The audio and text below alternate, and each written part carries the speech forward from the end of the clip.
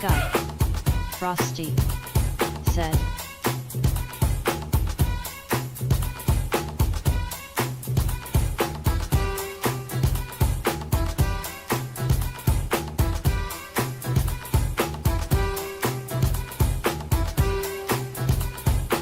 My god. Wisebot. Said heavy checkmark live online under the category Mass Effect Legendary Edition, the uptime begins.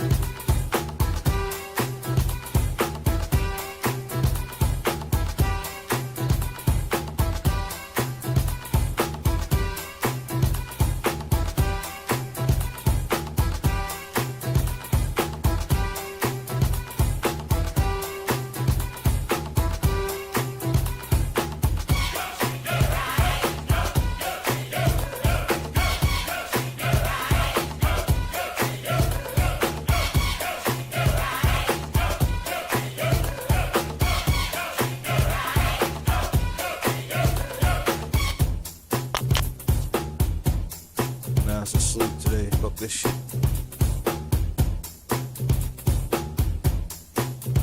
Yo, mic check. Alright, bet.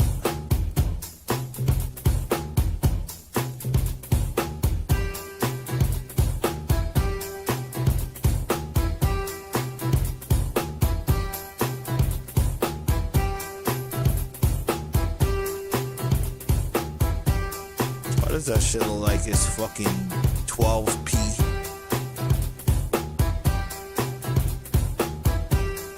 This game has the fucking bought it on Steam, then it has the EA launcher, then the game itself has its own fucking launcher. Like, are you serious? Let's start the damn game. Shit.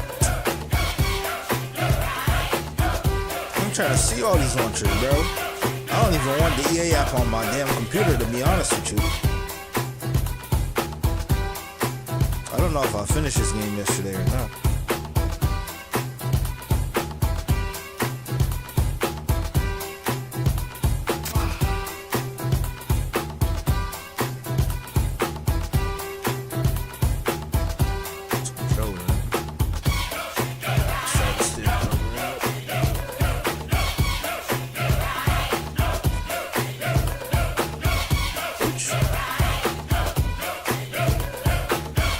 How the fuck did I do that?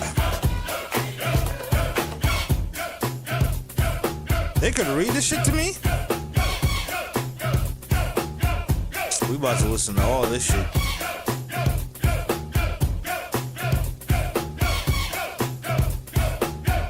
Into that of another individual of any gender and of any species to reproduce. This capability has led to the unseemly and inaccurate rumors about Asari promiscuity. Asari can live for over the second species to join the Citadel. The Asari were the first species to discover the Citadel. Yo, they just read the shit When to the you. Solarians arrived, it was the Asari who proposed the establishment of the Citadel Council to maintain peace throughout the galaxy. Since then, the Asari have served as the mediators and centrists of the Council. An all-female race, the Asari reproduce through a form of parthenogenesis. They can attune their nervous system to that of another individual of any gender and of any species to reproduce. This capability has led to the unseemly and inaccurate rumors about Asari promiscuity. Asari can live for over 1,000 years, passing through 3 stages of life. In the maiden stage, they wander restlessly, seeking new knowledge and experience. When the matron stage begins, they meld with interesting partners to produce their offspring. This ends when they reach the matriarch stage, where they assume the roles of leaders and counselors.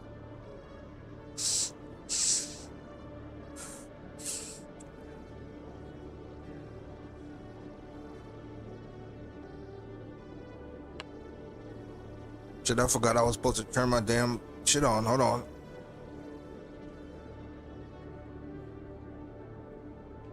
There we go. 63% charged. Yeah, I had to delete Tekken and I still want to play that shit. That game like fucking makes me too mad. Alright, read me this one. The second species to join the Citadel, the Solarians, are warm-blooded amphibians with a hyperactive metabolism. Solarians think fast, talk fast, and move fast. To Solarians, other species seem sluggish and dull-witted. Unfortunately, their metabolic speed leaves them with a relatively short lifespan. Solarians over the age of 40 are a rarity.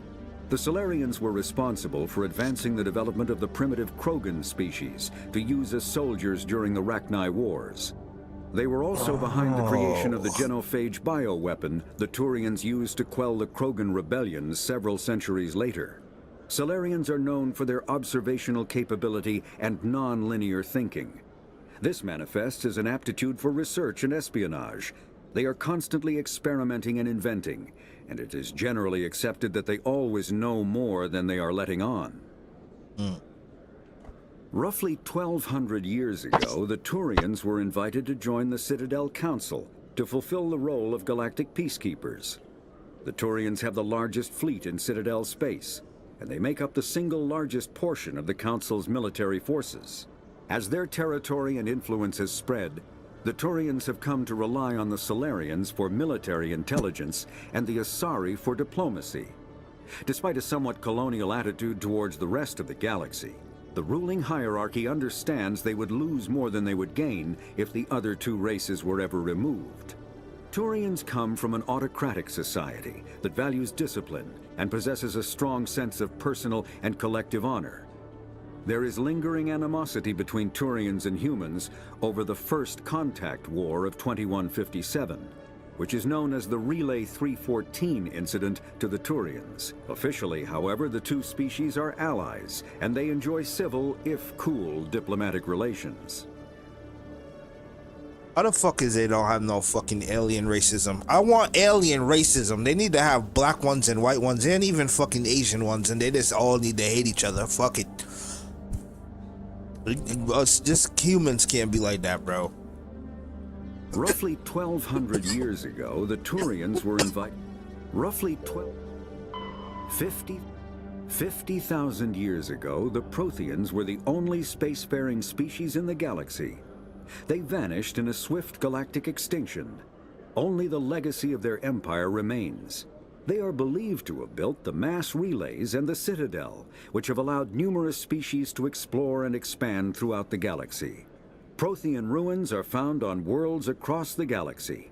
While surprisingly intact for their age, functioning examples of Prothean paleotechnology are rare. Time and generations of looters have picked their dead cities and derelict stations clean. Some believe the Protheans meddled in the evolution of younger races. The Hanar homeworld of Kajay, for example, shows clear evidence of former Prothean occupation. The presence of a former Prothean observation post on Mars has caused a rebirth of interventionary evolutionists among humans. These individuals believe the god myths of ancient civilizations are misremembered encounters with aliens.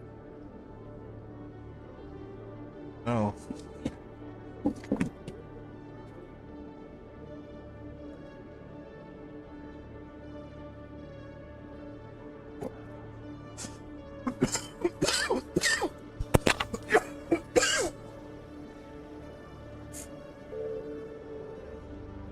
My I guy, spent nearly 3 hours. Frosty, said.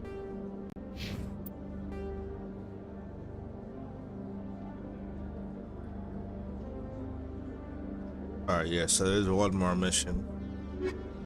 Guess I could find this guy too.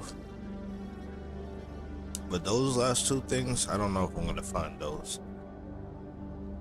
But I fucking did everything else.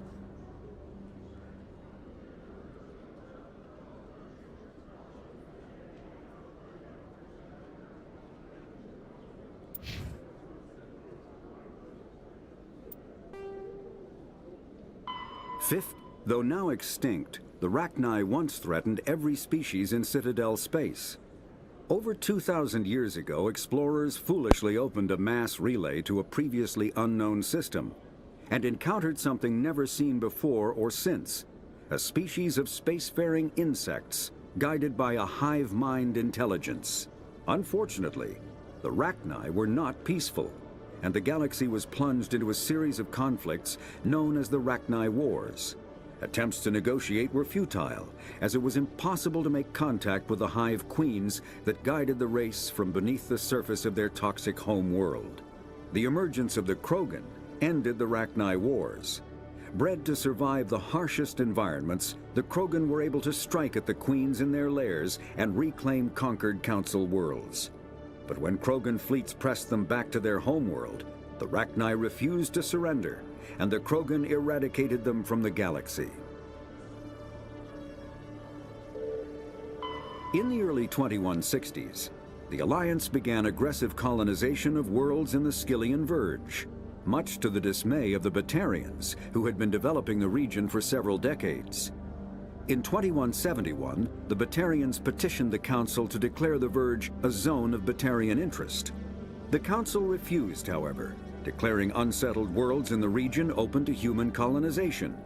In protest, the Batarians closed their Citadel embassy and severed official diplomatic relations with the Council, effectively becoming a rogue state. They instigated a proxy war in the Verge by funneling money and weapons to criminal organizations, urging them to strike at human colonies. Hostilities peaked with the Skyllian Blitz of 2176, an attack on the human capital of Elysium by Batarian-funded pirates and slavers.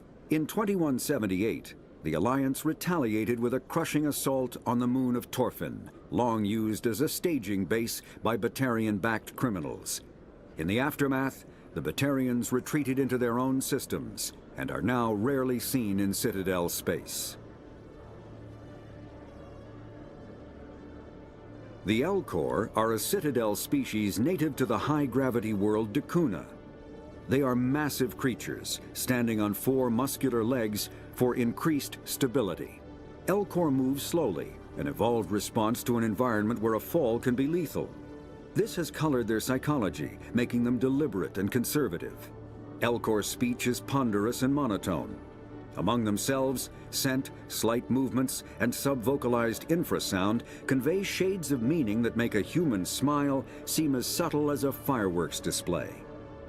Since their subtlety can lead to misunderstandings with other species, the Elcor often go out of their way to clarify when they are being sarcastic, amused, or angry.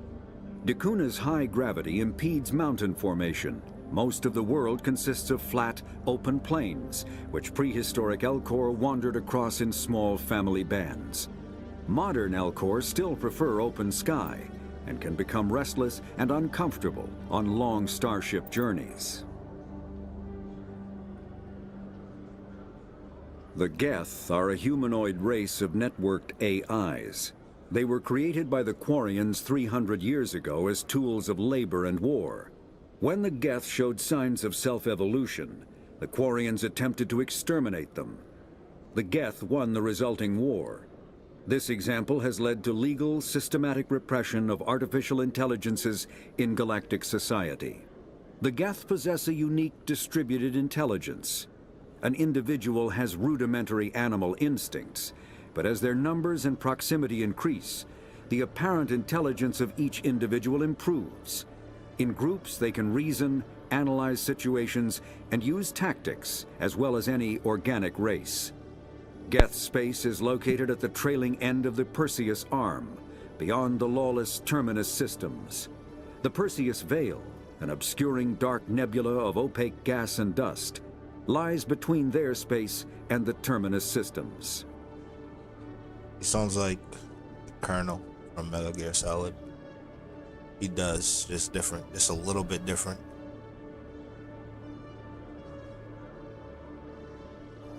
The Hanar are a Citadel species known for excessive politeness. They speak with scrupulous precision and take offense at improper language. Hanar that expect to deal with other species take special courses to help them unlearn their tendency to take offense at improper speech. All Hanar have 2 names. The face name is known to the world. The soul name is kept for use among close friends and relations. Hanar never refer to themselves in the first person in conversation with someone they know on a face name basis. To do so is considered egotistical, so instead they refer to themselves as this one, or the impersonal it. Their homeworld, Kajay, has 90% ocean cover and orbits an energetic white star, resulting in a permanent blanket of cloud. Due to the presence of Prothean ruins on the world, many Hanar worship them, and Hanar myths often speak of an elder race that civilized them by teaching them language.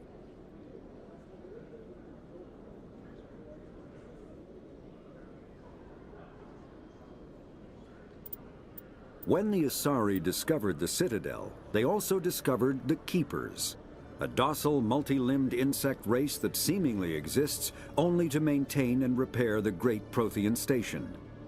Early attempts to communicate with or study the Keepers were failures, and it is now illegal to interfere with or impede Keeper activity. Because they are completely non-threatening, Keepers have become virtually invisible to everyone else.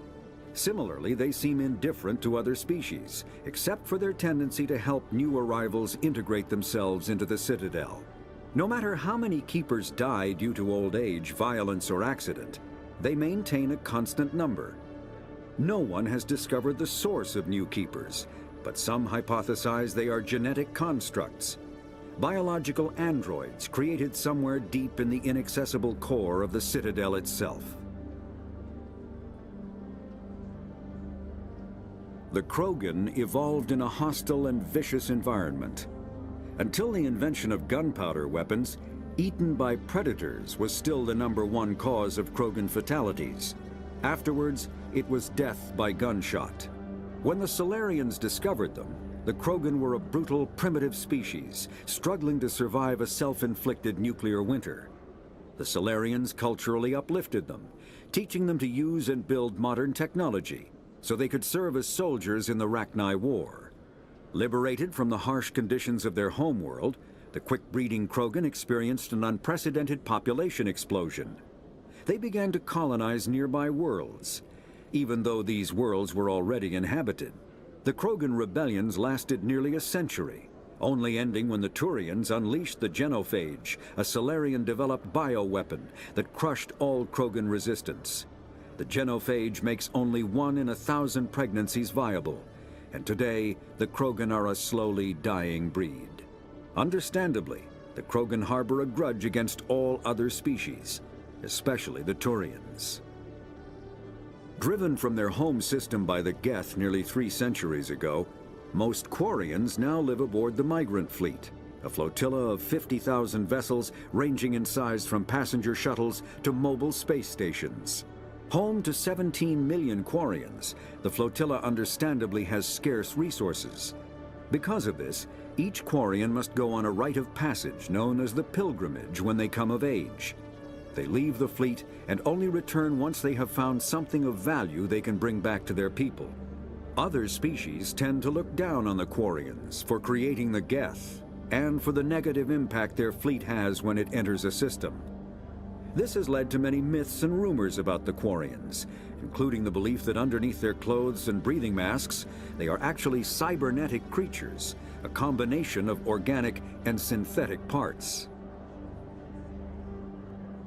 Driven from the Volus are a member species of the Citadel with their own embassy, but they are also a client race of the Turians. Centuries ago, they were voluntarily absorbed into the hierarchy, effectively trading their mercantile prowess for Turian military protection. Erun, their homeworld, lies far beyond the normal life zone of its star. However, the world has a high-pressure greenhouse atmosphere that traps enough heat to support an ammonia-based biochemistry. As a result, the Volus must wear pressure suits and breathers when dealing with other species, as conventional nitrogen-oxygen air mixtures are poisonous to them, and in the low-pressure atmospheres tolerable to most species, their flesh will actually split open. Volus culture is tribal, bartering lands and even people to gain status. This culture of exchange inclines them to economic pursuits. It was the Volus who authored the Unified Banking Act, and they continue to monitor and balance the Citadel economy.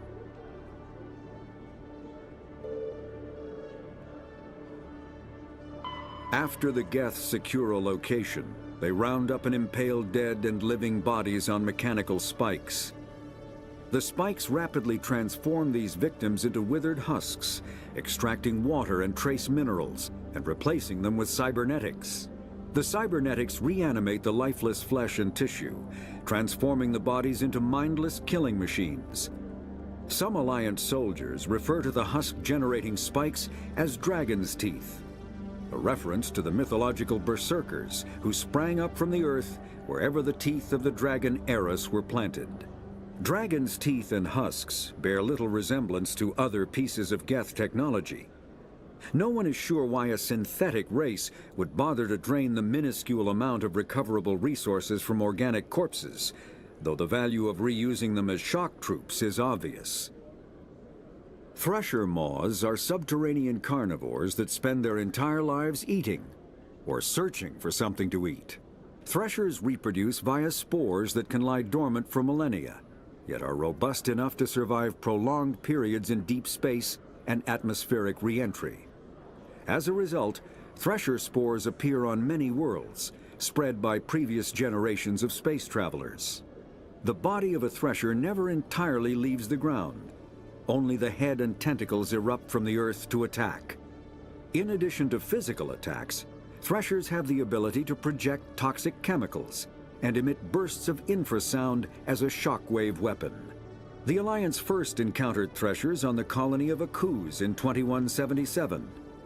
After contact was lost with the Pioneer team, Marine units were deployed. Varan, thresher maws are subterranean carnivores that spend their entire lives eating or searching for something to eat. Threshers reproduce via spores that can lie dormant for millennia, yet are robust enough to survive prolonged periods in deep space and at Varan are omnivores with a preference for living prey. Originally native to the Krogan homeworld of Tuchanka, they are, like most life from Tuchanka, savage, clannish, and consummate survivors. They are pack hunters when vulnerable prey is readily available, and become scavengers when outnumbered or outclassed. Their supreme adaptability, vicious demeanor, and rapid breeding cycle have made them ubiquitous and dangerous pests on many worlds. Virtually everywhere the Krogan have been, Varan infestations have followed, wreaking havoc with the native ecology. The Krogan have had a love-hate relationship with Varan for millennia, alternately fighting them for territory and embracing them as treasured companions. To this day, Krogan raise them as beasts of war. One of the common subgenus of Varan has metallic silver scales, leading to the rather unusual nickname, fish dogs.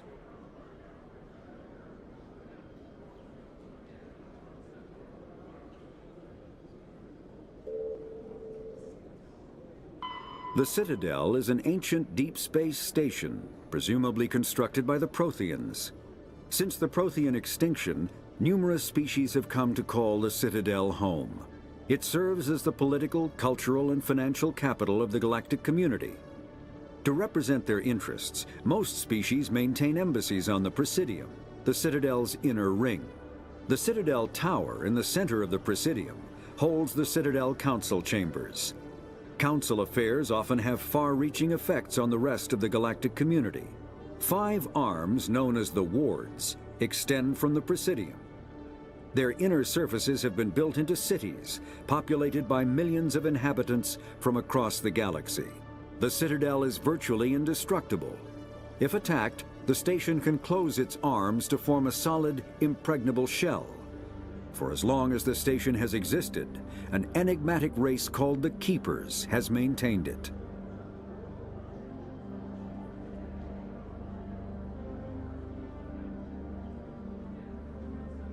The Council is an executive committee composed of representatives from the Asari Republics, the Turian Hierarchy, and the Solarian Union.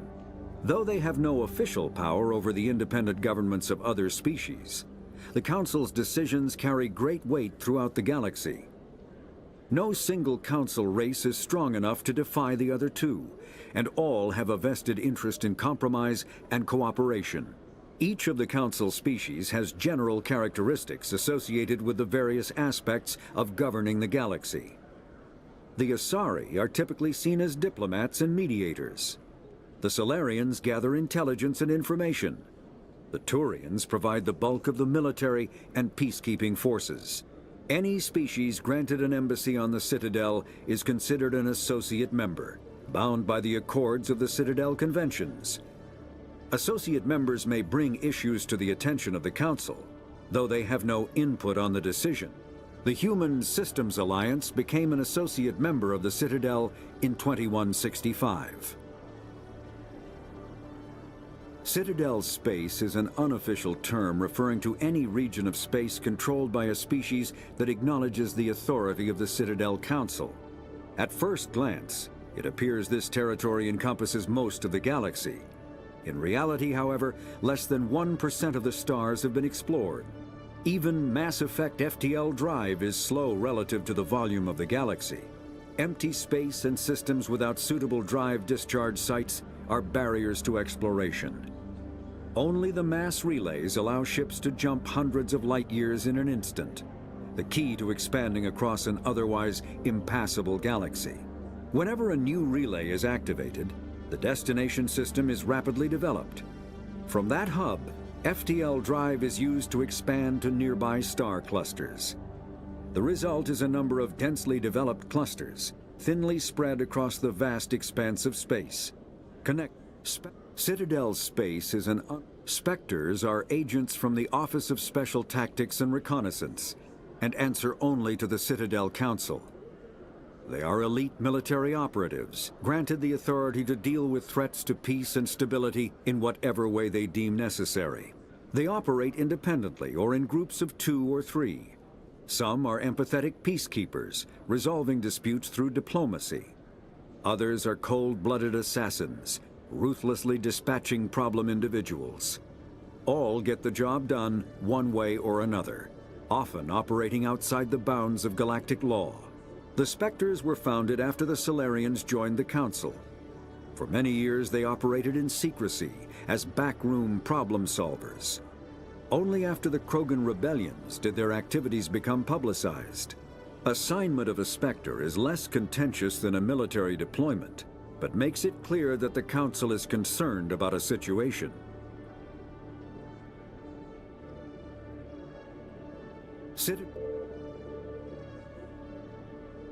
The Citadel is an ancient The home world and capital of humanity is entering a new golden age. The resource wealth of a dozen settled colonies and 100 industrial outposts flows back to Earth, fueling great works of industry, commerce, and art. The great cities are greening as arcology skyscrapers and telecommuting allow more efficient use of land.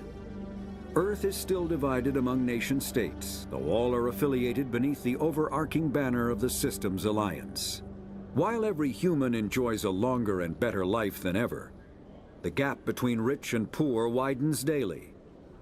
Advanced nations have eliminated most genetic disease and pollution.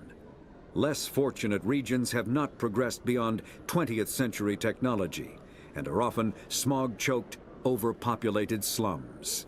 Sea levels have risen 2 meters in the last 200 years, and violent weather is common due to environmental damage inflicted during the late 21st century. The past few decades, however, have seen significant improvement due to recent technological advances. Humanity's first contact with an alien race occurred in 2157. At that time, the Alliance allowed survey fleets to activate any dormant mass relays discovered, a practice considered dangerous and irresponsible by Council-aligned races. When a Turian patrol discovered a human fleet attempting to activate a relay, they attacked. One human vessel survived, retreating to the colony of Shanxi. The Turians followed, quickly defeating the local forces. Shanxi was occupied, the first and to date only human world to be conquered by an alien species. The Turians believed the handful of ships they defeated represented the bulk of human defenses, so they were unprepared when the Second Fleet, under Admiral Castany Drescher, launched a strong counteroffensive, evicting them from Shanxi. The Turians mobilized for full-scale war, drawing the attention of the rest of the galaxy. The Council quickly intervened, forcing a truce. Fortunately for humanity, The First Contact War was ended with a diplomatic solution.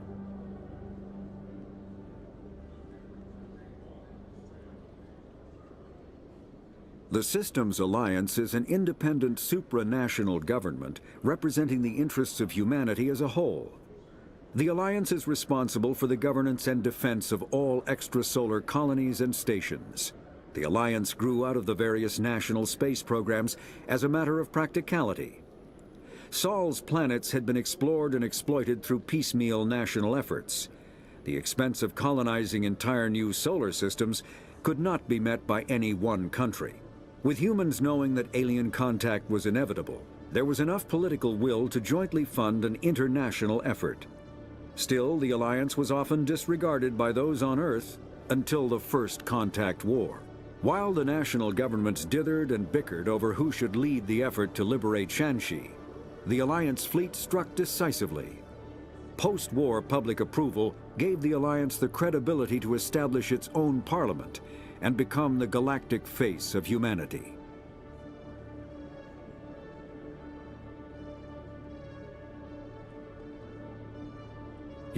The Systems Alliance. Pharos is a habitable world in the Attican Beta Cluster. Two-thirds of the habitable surface is covered with the ruins of a crumbling Prothean megatropolis. In the millennia since the Prothean extinction, the ruins have been repeatedly picked over by looters many times. Pharos was considered a poor prospect for colonization, as little open ground remains for agriculture. The only sizable freshwater sources are the poles, which are tapped by the decaying Prothean aqueduct systems. The dead cities, while in good condition considering their antiquity, are of uncertain stability. Ground level is congested by a dozen meters of fallen debris, and the air is fouled by dust. In 2178, the Human Exogeny Corporation announced its intention to place a permanent colony on Pharos to thoroughly explore the ruins. The pioneer settlement was placed on the upper levels of several intact skyscrapers, using the surviving Prothean aqueducts and rooftop hydroponic gardens to support the population.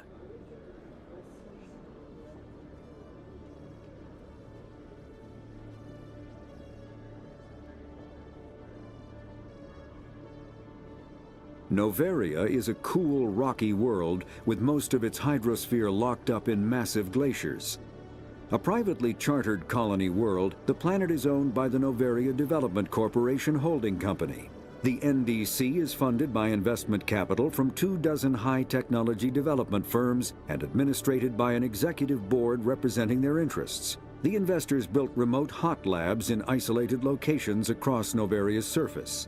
These facilities are used for research too dangerous or controversial to be performed elsewhere, as Noveria is technically not part of Citadel space and therefore exempt from Council law.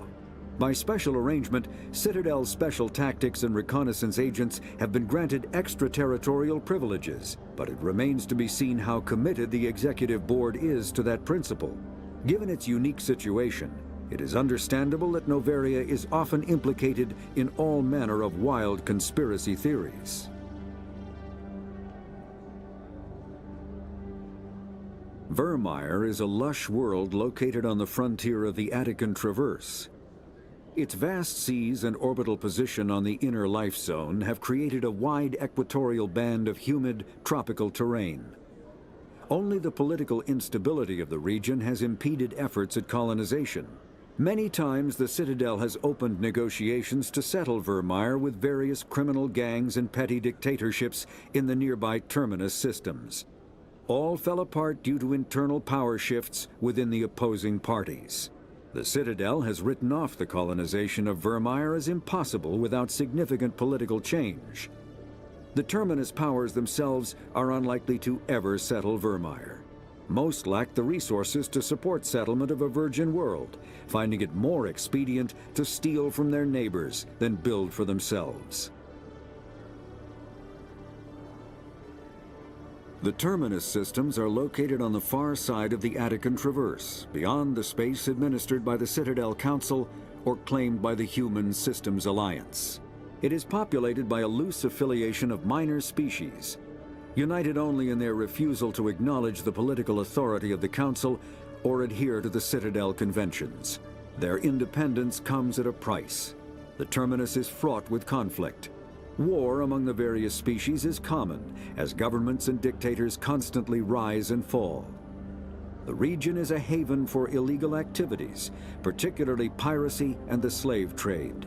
At least once a year, a fleet from the terminus invades the nearby Attican Traverse. These attacks are typically small raids against poorly defended colonies.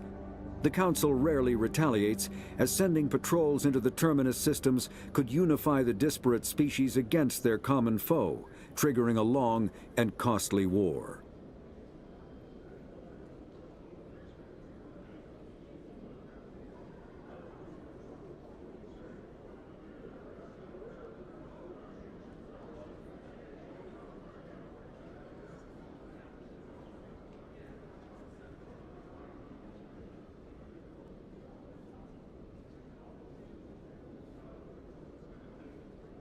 There are between 200 and 400 billion stars in the galaxy, and less than 1% of them have ever been visited or had their systems properly surveyed. Humanity's early expansion into the Attican Traverse was haphazard, a desperate race to claim habitable planets where populations can be economically settled. Ignored in the wake of this land grab were thousands of less hospitable worlds, each potentially rich with industrial resources. The wealth of entire solar systems lies untapped, waiting for corporate survey teams or independent pioneers to discover and exploit them. However, this is not an easy task. In addition to the environmental hazards, the fact that uncharted worlds are largely ignored makes them popular bases for criminals, revolutionaries, cults, and others who wish to remain unnoticed by galactic society.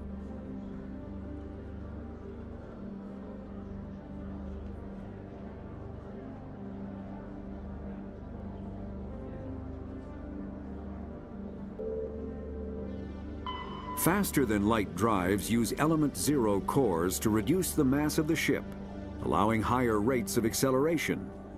This effectively raises the speed of light within the mass effect field, allowing high-speed travel with negligible relativistic time dilation effects. Starships still require conventional thrusters, chemical rockets, commercial fusion torch, economy ion engine, or military anti-proton drive, in addition to the FTL drive core. With only a core, a ship has no motive power. The amount of ESO and power required for a drive increases exponentially to the mass being moved and the degree it is being lightened. Very massive ships, or very high speeds, are prohibitively expensive. If the field collapses while the ship is moving at faster than light speed, the effects are catastrophic. The ship is snapped back to sublight velocity, the enormous excess energy shed in the form of lethal Cherenkov radiation. Larger warships are generally classified in one of four weights. Frigates are small, fast ships used for scouting and screening of larger vessels. Frigates often operate in wolf-pack flotillas. Cruisers are middleweight combatants, faster than dreadnoughts and more heavily armed than frigates. Cruisers are the standard patrol unit and often lead frigate flotillas. Dreadnoughts are kilometer-long capital ships mounting heavy, long-range firepower. They are only deployed for the most vital missions. Carriers are dreadnought-sized vessels that also carry large numbers of fighters. Smaller vessels are almost exclusively used in a support role to the warships during combat. Fighters are one-man craft used to perform close-range attacks on enemy ships. Interceptors are one-man craft optimized for destroying opposing fighters.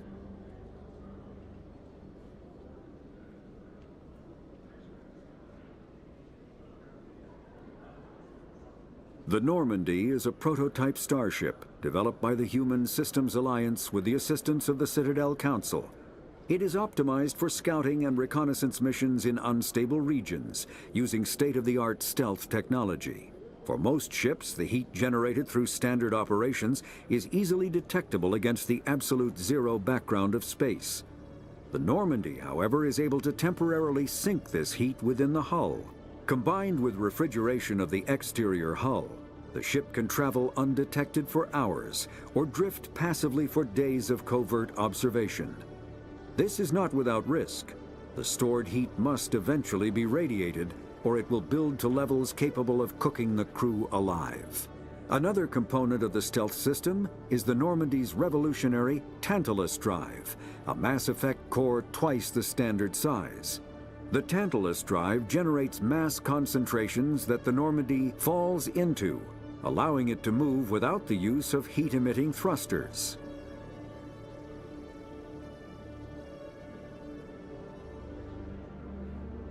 Sovereign is the flagship of the rogue Spectre's Saren. An enormous dreadnought larger than any other ship in any known fleet, it is crewed with both Geth and Krogan. At 2 kilometers long, its spinal-mounted main gun is likely capable of penetrating another dreadnought's kinetic barriers with a single shot. How Saren acquired this incredible warship is unknown. The prevailing opinion is that Sovereign is a Geth construct, while others believe it is a Prothean relic. Its design, however, hints at a more alien and mysterious origin. The attack on Eden Prime demonstrated Sovereign's ability to generate mass effect fields powerful enough to land on a planetary surface. This implies it has a massive Element Zero core and the ability to generate staggering amounts of power. Faster than light ship mobility dominates space combat. The primary objective is to align the mass accelerator along the bow with the opposing vessel's broadside. Battles typically play out as artillery duels, fought at ranges measured in thousands of kilometers, though assaults through defended mass relays often occur at knife fight ranges, as close as a few dozen kilometers. Most ship-to-ship engagements are skirmishes between patrol vessels of cruiser weight and below, with dreadnoughts and carriers only deployed in full-scale fleet actions.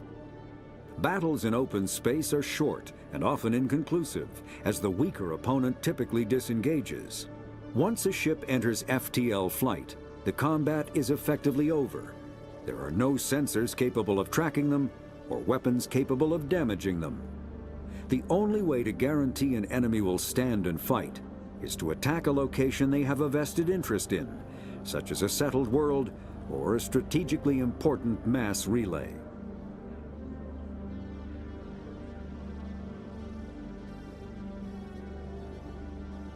Faster-than-light drives use Element Zero cores to reduce the mass of the ship, allowing higher rates of acceleration. This effectively raises the speed of light within the mass effect field, allowing high-speed travel with negligible relativistic time dilation effects. Starships still require conventional thrusters, chemical rockets, commercial fusion torch, economy ion engine, or military anti-proton.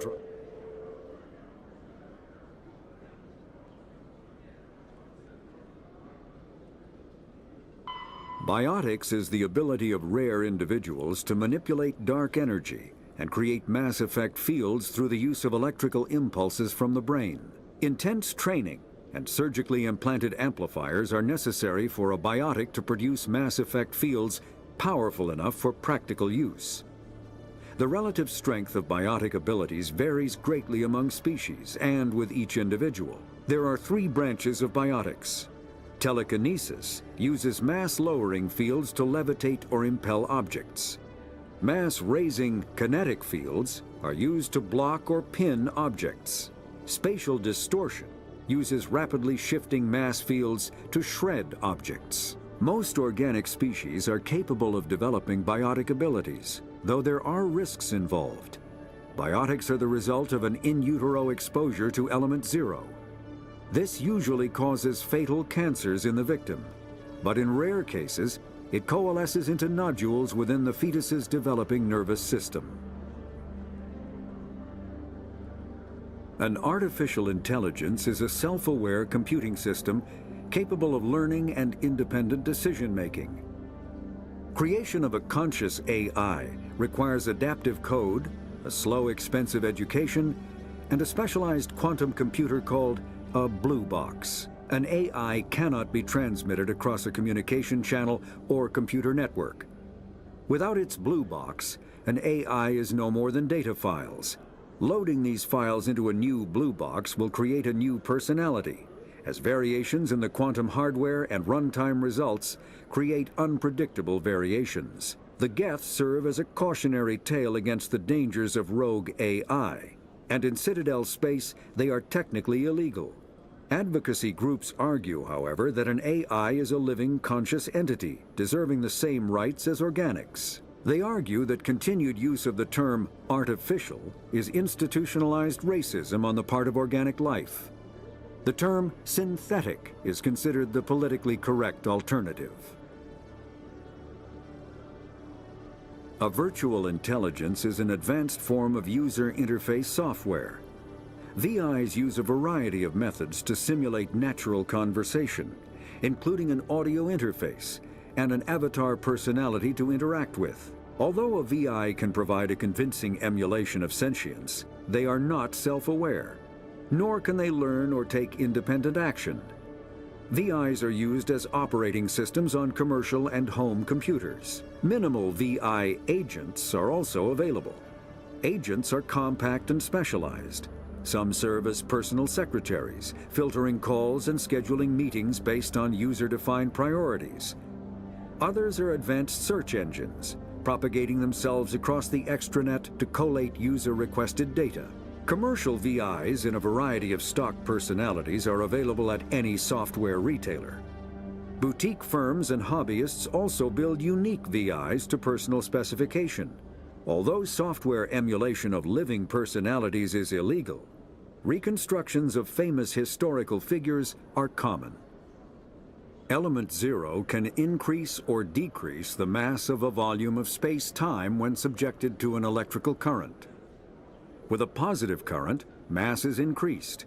With a negative current, mass is decreased. The stronger the current, the greater the magnitude of the dark energy mass effect. In space, low-mass fields allow FTL travel and inexpensive surface-to-orbit transit. High-mass fields create artificial gravity and push space debris away from vessels. In manufacturing, low-mass fields permit the creation of evenly blended alloys, while high-mass compaction creates dense, sturdy construction materials. The military makes extensive use of mobility-enhancing technologies, with mass effect utilizing fighting vehicles standard frontline issue in most military forces. Mass effect fields are also essential in the creation of kinetic barriers or shields to protect against enemy fire.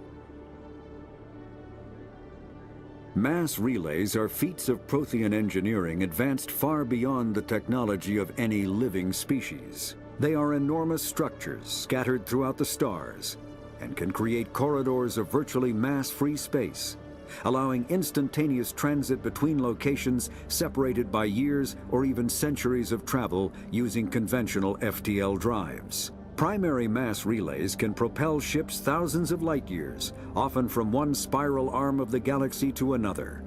However, they have fixed one-to-one connections. A primary relay connects to one other primary relay and nowhere else. Secondary relays can only propel ships across a few hundred light years. However, they are omnidirectional. A secondary relay can send a ship to any other relay within its limited range.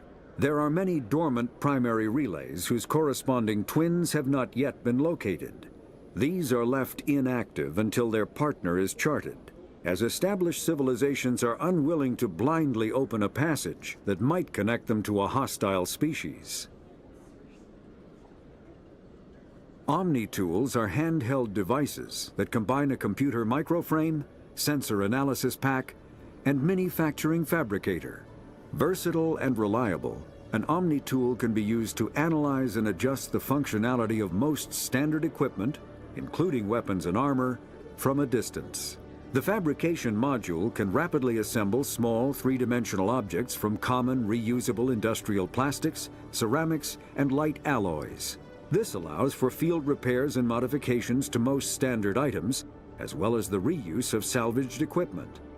Omni-tools are standard issue for soldiers and first-in colonists.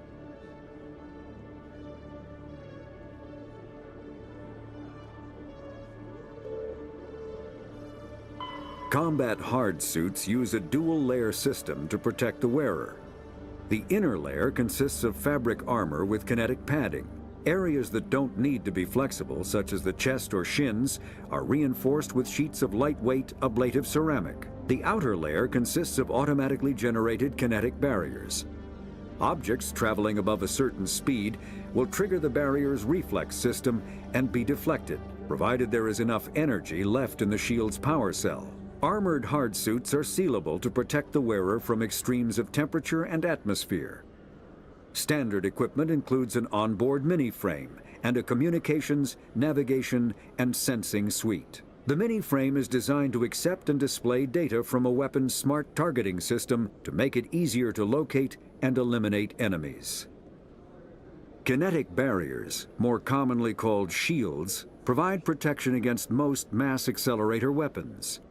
Whether on a starship or a soldier's suit of armor, the basic principle remains the same. Kinetic barriers are repulsive mass effect fields, projected from tiny emitters. These shields safely deflect small objects traveling at rapid velocities. This affords protection from bullets and other dangerous projectiles, but still allows the user to sit down without knocking away their chair. The shielding afforded by kinetic barriers does not protect against extremes of temperature, toxins, or radiation.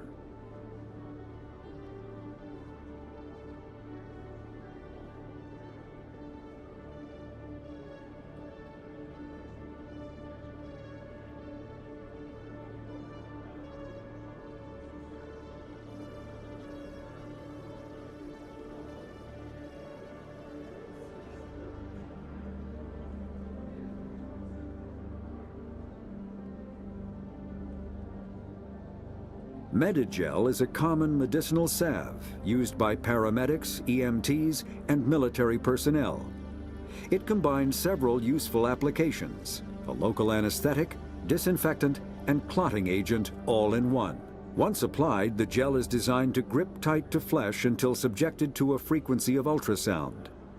It is sealable against liquids, most notably blood, as well as contaminants and gases. The gel is a genetically engineered bioplasm created by the CERTA Foundation, a medical technology megacorp based on Earth.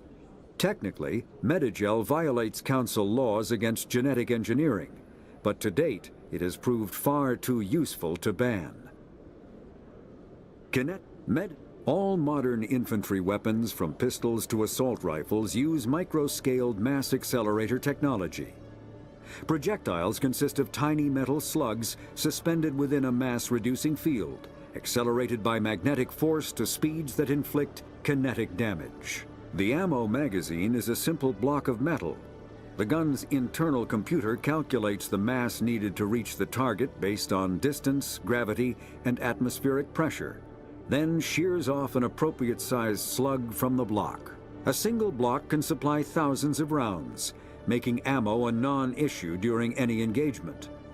Top-line weapons also feature smart targeting that allows them to correct for weather and environment. Firing on a target in a howling gale feels the same as it does on a calm day at the practice range.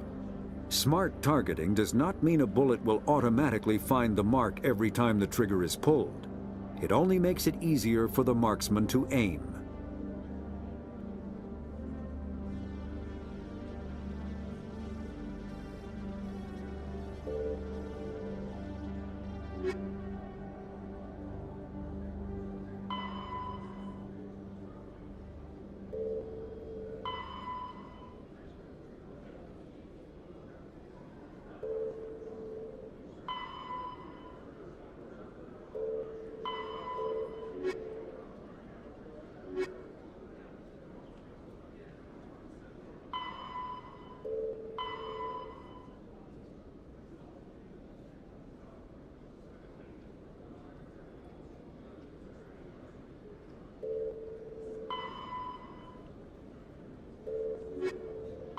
The Asari were the...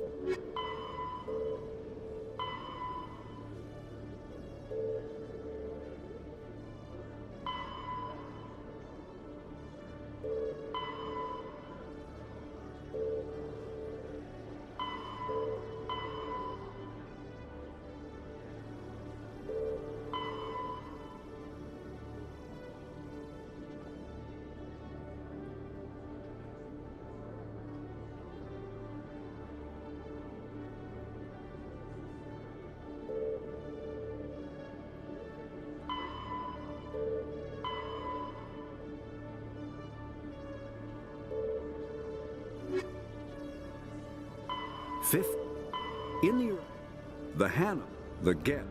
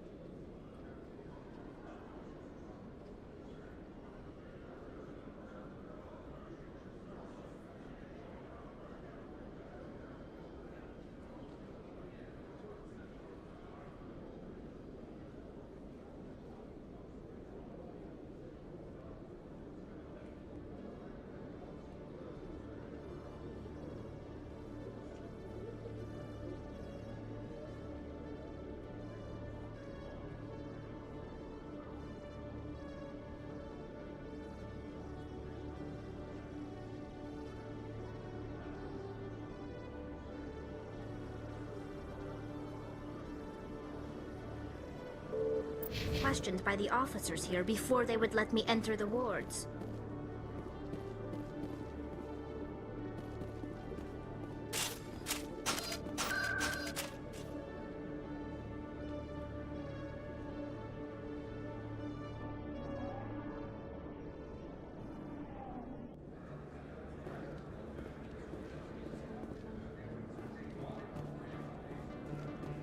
Commander, I've been waiting for you to get back. I've got an idea, and I wanted to run it by you. What's on your mind? With so many human colonies being attacked, I'm not sure that one Spectre is enough. What if you signed me on as another Spectre? Why would you want to be a Spectre, Conrad? Because I wanted to show the Council what humanity can do, just like you. I'd make a great Spectre. I read about what you did on Torfin. I'm not afraid to do whatever it takes to get the job done.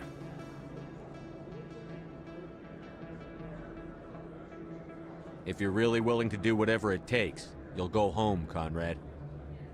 What? I don't understand. You know what keeps me going out here? Knowing that people back home are keeping humanity strong. You're right. I just got so caught up in all of it. I wanted to help. I'll go home. Thanks for setting me straight.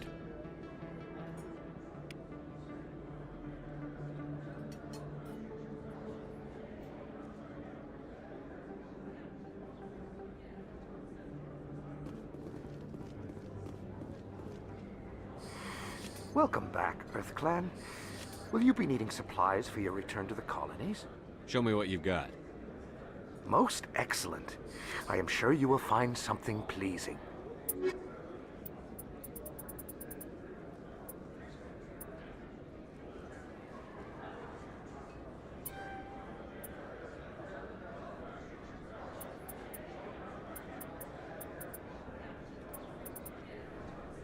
Huddle up! Welcome back, Earth Clan. Will you be needing supplies for your return to the colonies? Show me what you've got. Most excellent.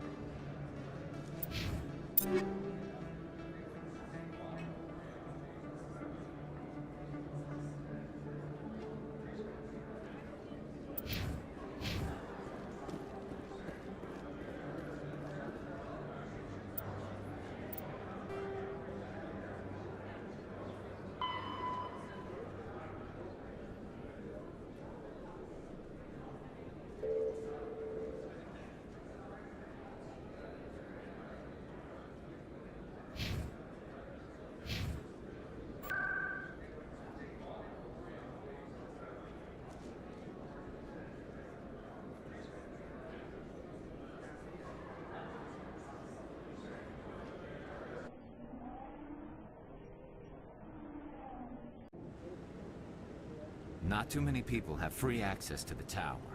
Even less get permission to meet the council.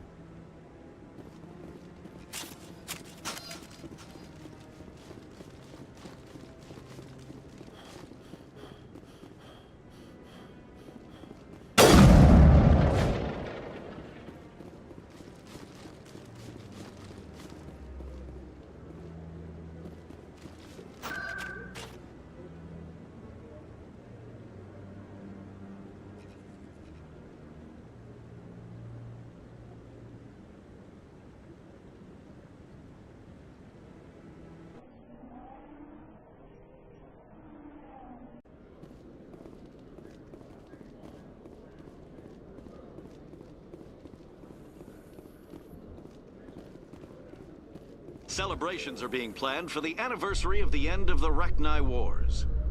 Many Council worlds, particularly Asari and Solarian colonies, will hold victory parades to commemorate the defeat of the invading Rachni. In a rare admission of debt, several Asari colonies have invited Krogans to be honored for the victories the uplifted Krogans made possible.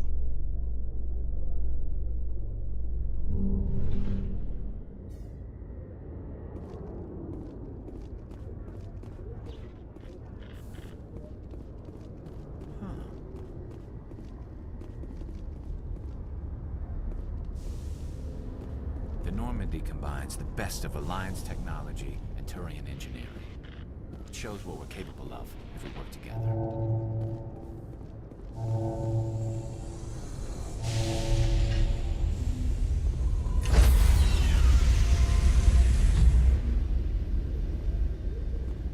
Sorry, Commander. The Normandy's locked down. Ambassador Udina gave the order. Sorry, Commander. You always see a few civilians hanging around the Academy waiting to speak to an officer about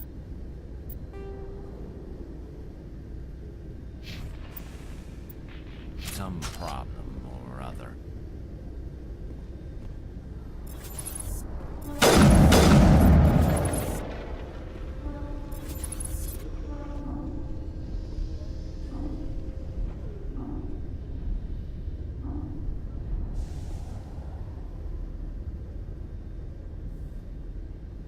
Sorry, Commander. The Normandy's locked down. Ambassador Udina gave the order.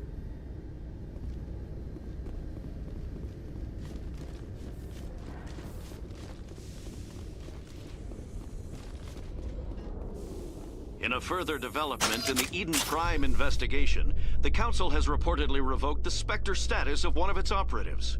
While the unnamed operative has not yet been apprehended, a Council spokesman confirmed that corrective actions had been taken.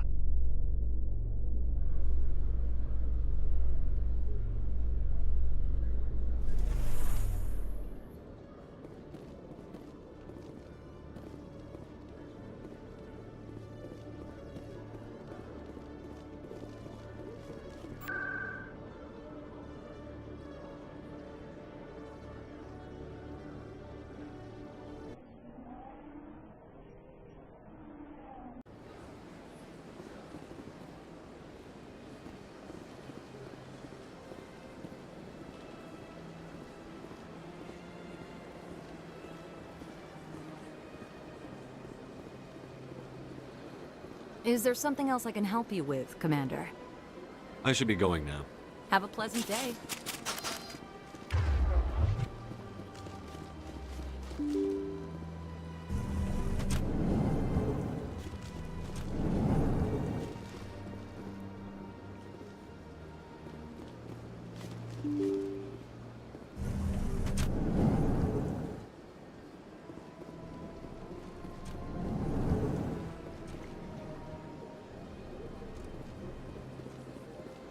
Shepard, what can I do for you now? I'll be going now. Goodbye, Commander.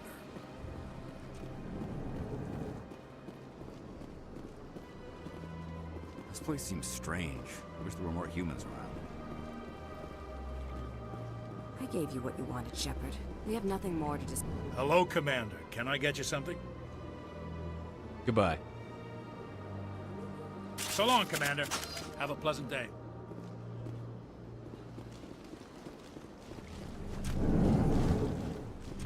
My guy. Diesel enjoyer _ said you bro what's you owe. My guy. Frosty. Said.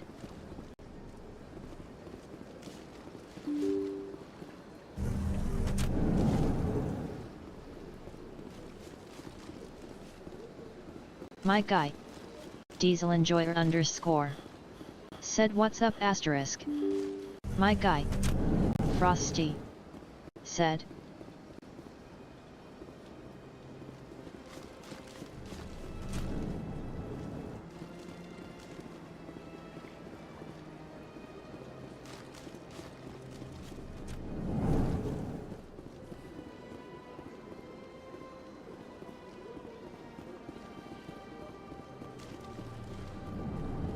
My guy.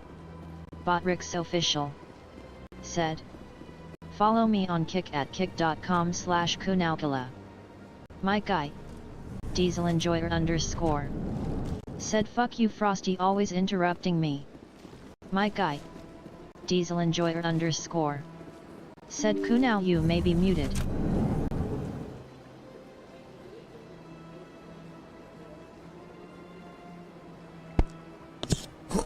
Yeah, I stayed forgetting to turn the damn mic back on. Thanks for telling me. I'll be getting coffee when I'm smoking, so it's like, turn it off. But yeah, I'm doing alright. Thanks for coming through. How you doing today? Just sitting up here chilling, playing some Mass Effect.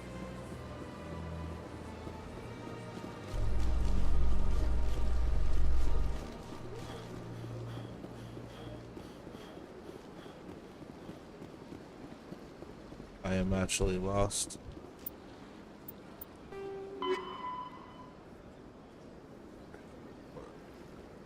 Oh yeah, that's right. My Yeah. guy, Diesel Enjoyer _ said, dude, I'm getting out of the hospital like tomorrow. I'm gonna shower and straight hop on Assetto. Bro, why are you in the hospital? What the hell's going on? Are you still sick? I've been trying to like put My off guy, Assetto for a few days. Diesel Enjoyer _ said, some fuck ass infection. My guy, Diesel Enjoyer _ said, I'm all good now though. Glad you're alright. But yeah, I've been putting off Assetto for like a few days too. Like to I don't know, build up that. I don't know, I don't have that feeling to like race on Toga anymore. Like, you feel me? Like, people always pull up to me to race me My like guy, 100 times and I just... Diesel Enjoyer _ said, dude, I'm gonna have so much work to do after I come back. Oh. It's like riding a bike, you're not gonna forget. No, everything that I remember about driving, sometimes I forget the mind state that I'm supposed to be in when I'm in an actual time trial or race. Like, I'm not thinking about the up, especially in Toga. You have to keep the next corner in mind at all times. Like, it's freaking nuts.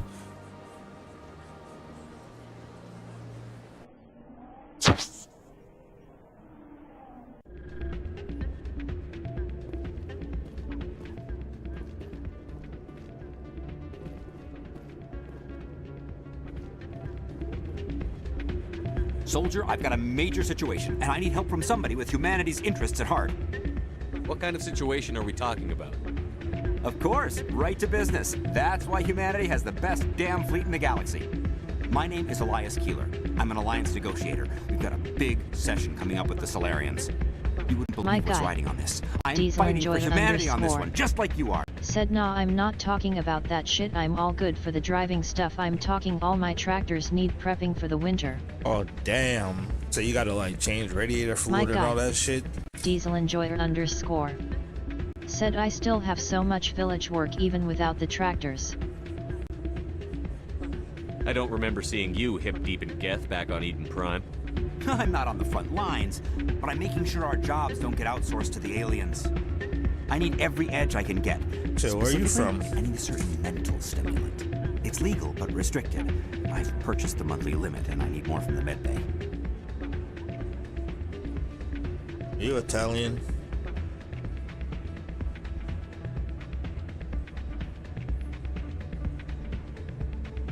What is this stimulant exactly? Oh, I don't know the medical terms, but it increases mental capacity, short-term recall, that sort of thing. It helps me stay focused, and it keeps me sharp.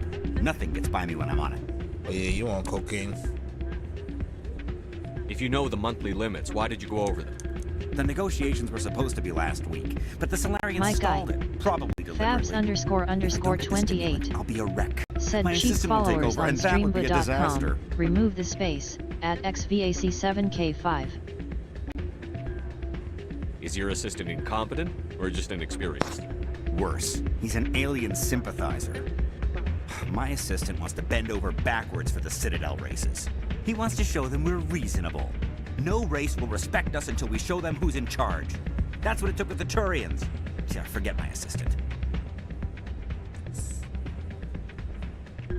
Why is this deal so important? The Solarians want to set up long-term trade agreements. There are billions of credits at stake. If I don't get the drug, my assistant will take over and mess up the whole deal. It would be a disaster.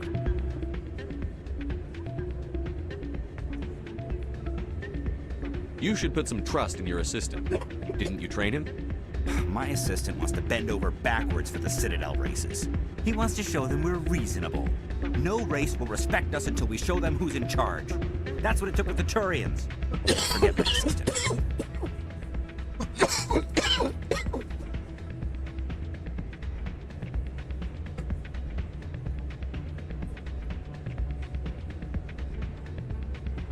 I'll see what I can do, but I can't guarantee anything. Or late in the game at this I'll point. pay you back for it, and I can even throw in a little extra. Thanks I for your help. don't Like I even said, need you it, can bro. find I'm the rich. stimulant over in the med bay. Med bay. What's up with this to that now?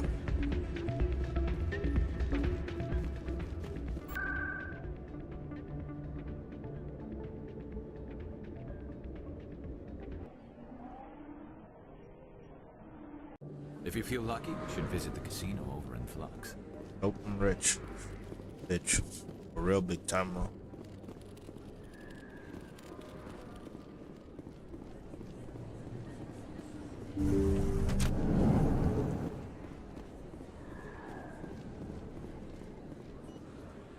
I need those supplies for my clinic. I can't. You can and you will, or your story won't stay secret for long. See, they got more missions too. Don't disappoint me, Doctor. I thought I did everything. Oh, Commander Shepard. I didn't see you come in.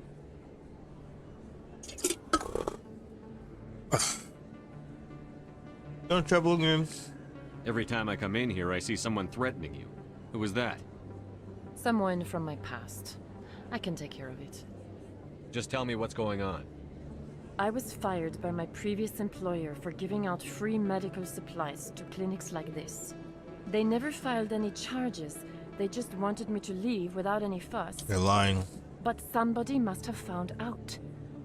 Now they are blackmailing me. They're selling I drugs. have to give them what they want. If the board finds out about my past, To revoke. I could lose my license. They'll shut my clinic down.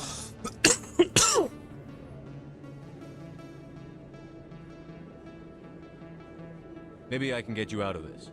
Tell me what they want. I have to give some of my medical supplies to a merchant in the markets. They expect delivery today. Give me your contact's name. I'll deal with this guy, whoever he is. Deal with him, but won't they expose my past?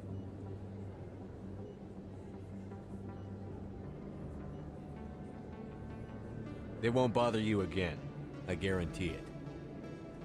I see. Maybe it's better if I don't know anymore. I was told to speak with a merchant named Morlan down in the markets. I really appreciate this, Commander. Thank you. Let me take a look at what you have for sale. Of course.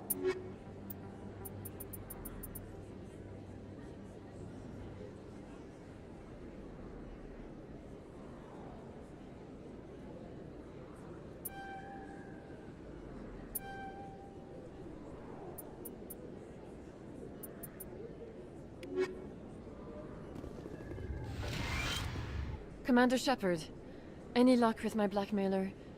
Did you speak with Morlan down in the markets? I'll handle this my own way. Of course. I didn't mean to pressure you. Was there something else you needed? Let me take a look at what you have for sale. Of course. I'm buying none of that shit.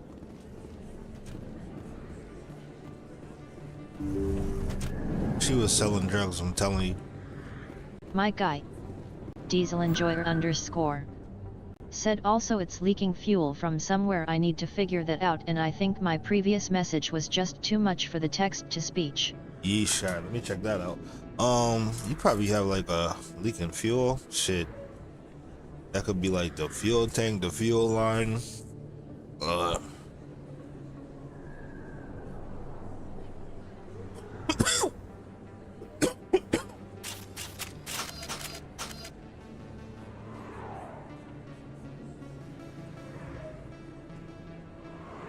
Hold on. Alright, let's see.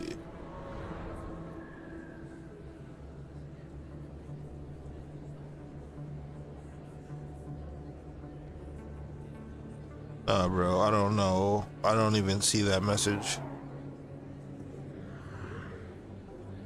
I never knew you could make a message too big.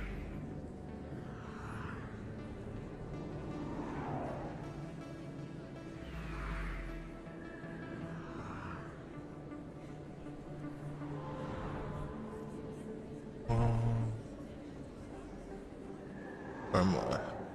Here I am. I should try. I should just practice like running around with the mouse and fucking. How do I run though? Crouch.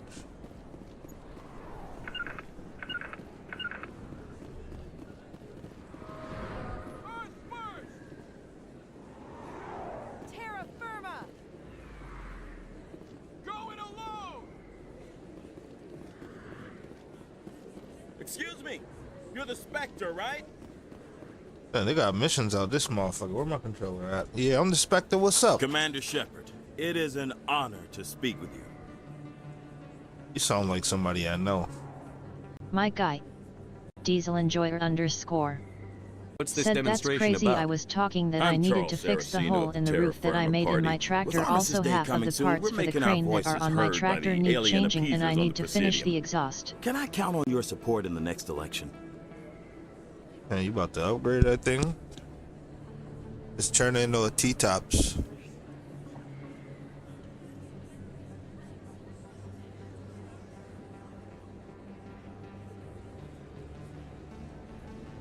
All that farming equipment gotta be expensive as hell, so you definitely have to fucking maintain it.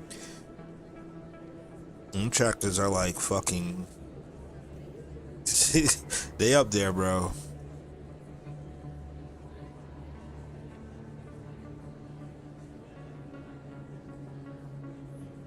Sorry, I believe we need to work peacefully with other races. We've heard that before in human history.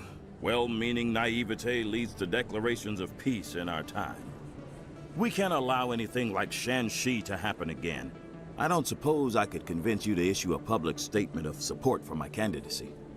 The support of the first human Spectre would be invaluable. The occupation of Shanxi couldn't happen again. We weren't even sure there were aliens to garrison against back then.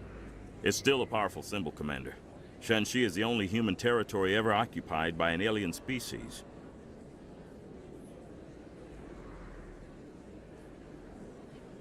You have the right to your opinion, Mr. Saraceno, but with all due respect, I disagree with it.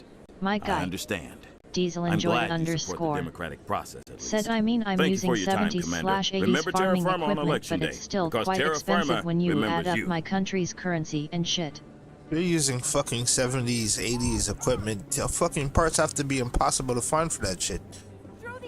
My You probably guy. have to make some of your own. Diesel Enjoyer _ said plus that's only one tractor.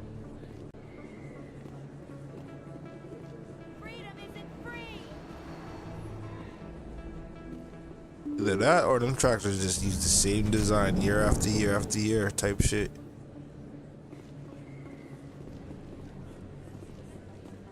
Alright, I need to speak to this guy here. Or that guy there. One of these guys, they all look alike. Is it you? It's not you, 'cause I can't talk to you. My guy. Diesel Enjoyer _ said no USSR equipment is quite common actually. Said, nah, you good out there. That's Russia? That's where Zangief be beating my fucking ass at, bro. I'm telling you.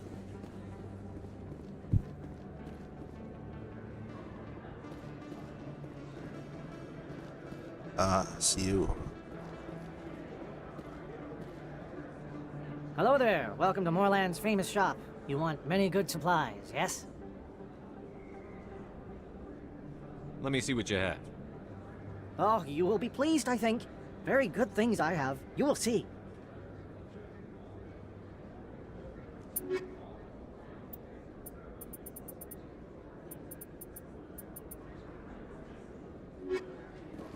Hello there. Welcome to Moorland's famous shop.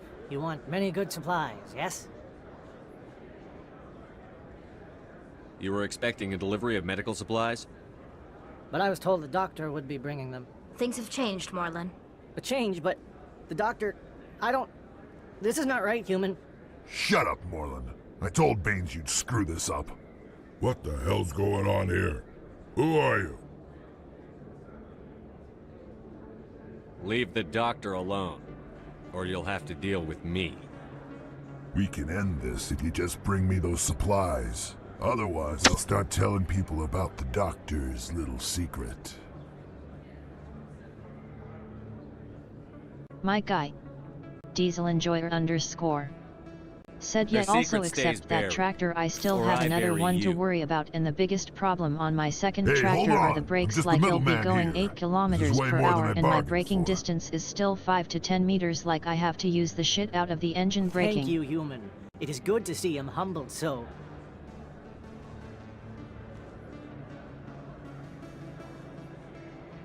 My guy. That's crazy. Diesel Enjoyer _ said 5 to 10 meters might be an understatement. What do you know about Baines? I have never met him, human. I only worked with the one who spoke with the doctor. What do you know about Baines? I have never met him, human. I only worked with the one who spoke with the doctor. Goodbye. Yes, all right then. Good tidings to you, human.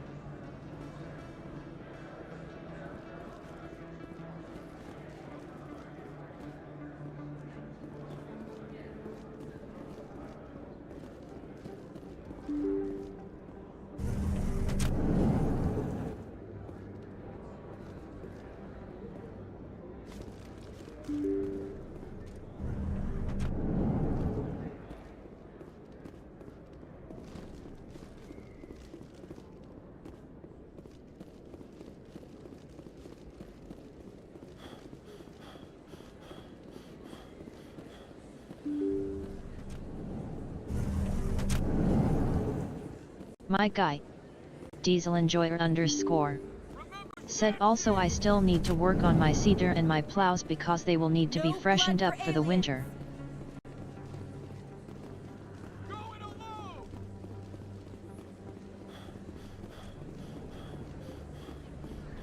So what do you use it for, like to shovel snow sometimes, or what?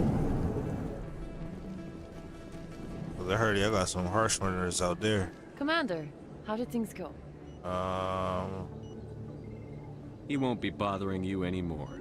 Really? That's a great relief, Commander. Thank you.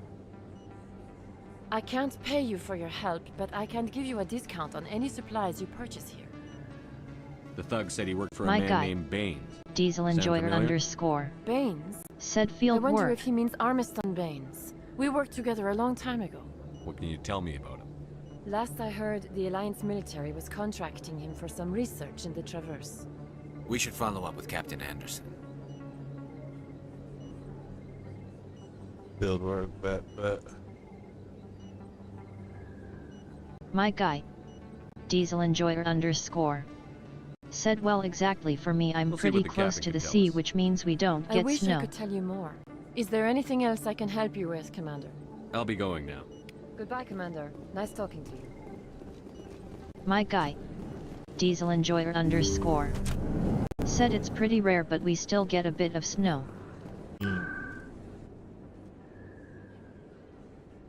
Ain't that bad.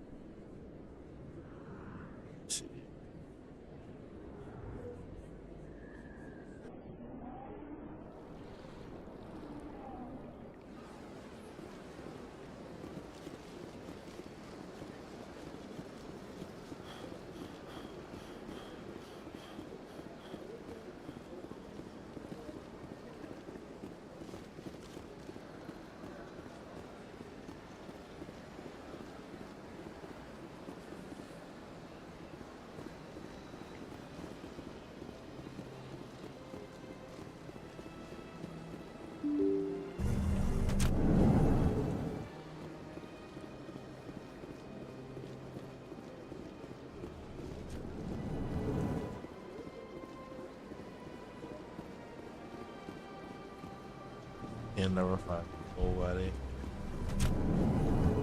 Come back after.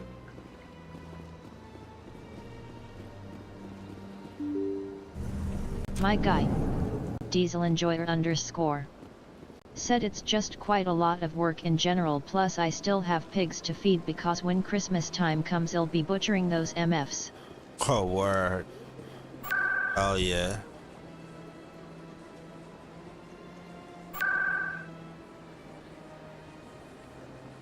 Shit, I want to raise some chickens one day, bro.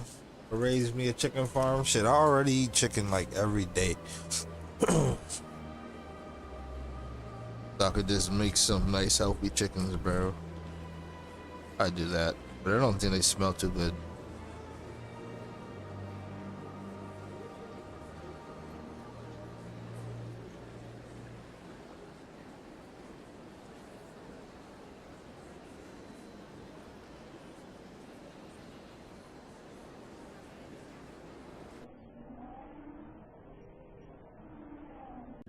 Anything you want, you can find for sale in the wards.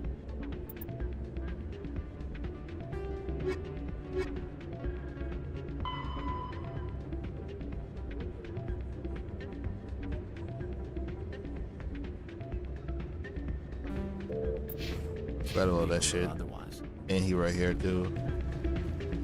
Any luck getting what I asked for?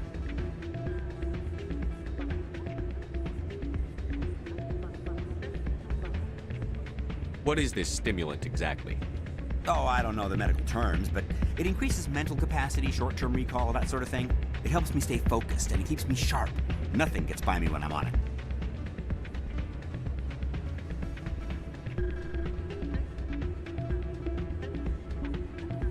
Keeler, you've got a problem. You need to get treatment. It might look that way from the outside, but this is just a one-time slip-up. All the top negotiators are on stimulants close to the legal limit. It's the way the game is played.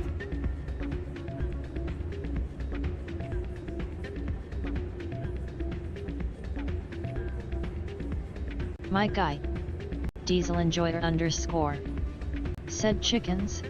I believe my family has had chicken before, but I wasn't quite interested in them, and it was before I was born, which means it has been a while ago, like we got rid of them when I was like 5 or 6. Perfect. The Solarians will never see me coming. Here, this is for your trouble.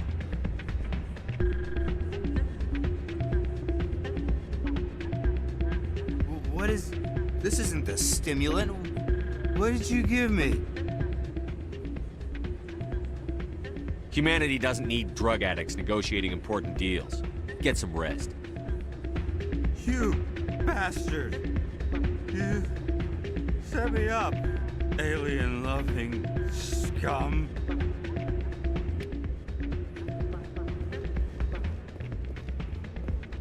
I'm a renegade.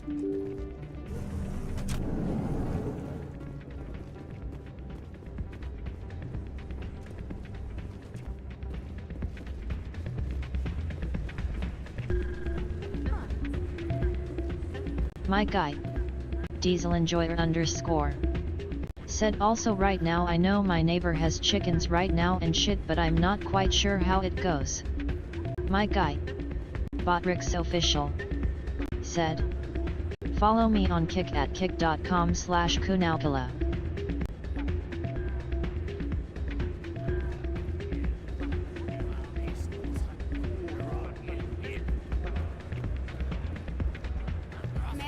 Thanks again for all your help. I'm glad you came, Shepard. I heard what happened.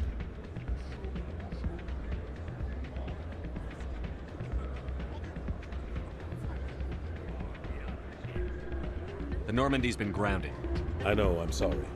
I wanted to warn you, but there was no way to get a message to you before you docked. I know you're pissed off right now, but you can't give up. They all think this is over, but we both know it's not. You have to go to Ilos. You have to stop Saren from using the conduit.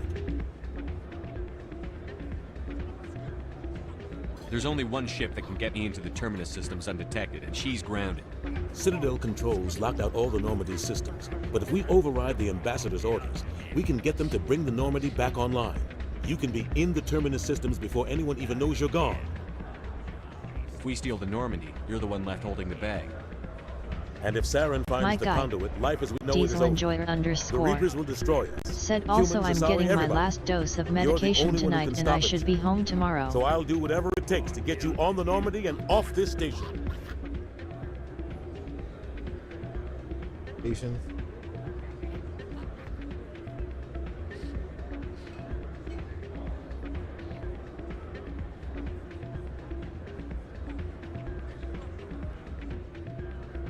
Oh, word, they didn't give me none of the good stuff.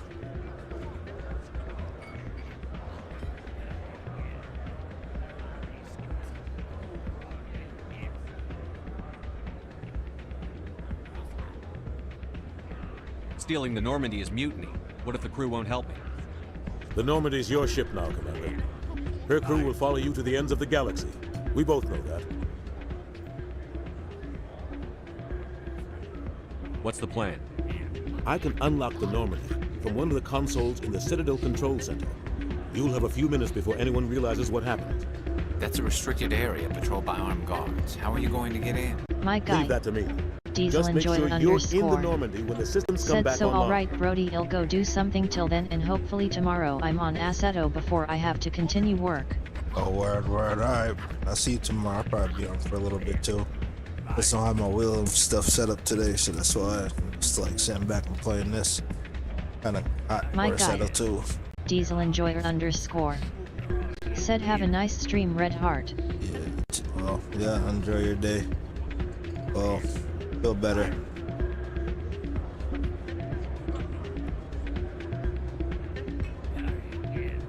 There's got to be a better way.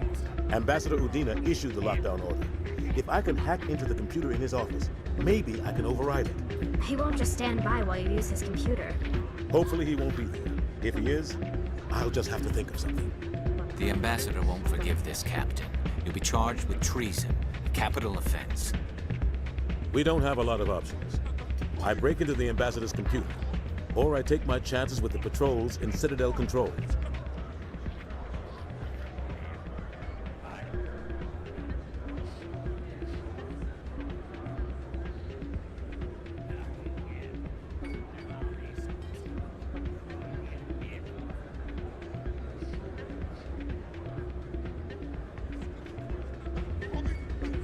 You'll have a better chance if you go after the ambassador's computer. I was hoping you'd say that. The ambassador has made this personal. You ready to get the hell off this station, Commander?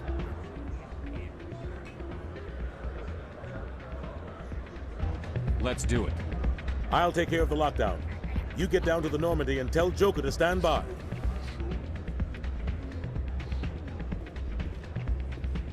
What'd you hear? That's what I thought.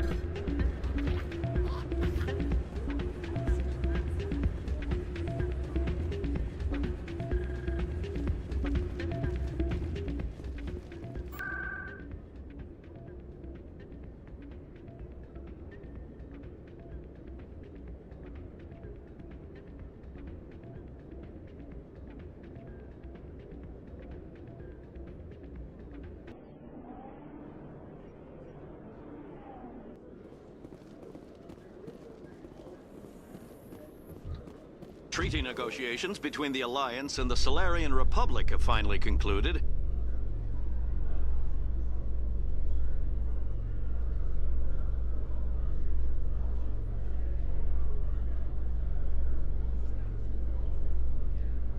Solarians praised the openness and flexibility of Alliance negotiators in pursuing a deal that benefited both sides.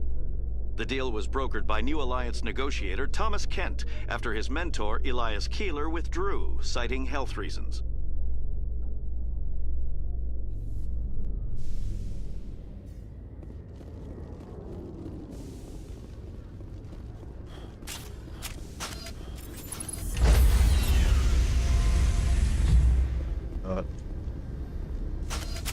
Stand by, shore party. Decontamination in progress. Alright, let's smoke. Anderson, what are you doing here? I didn't send... Shut the fuck up.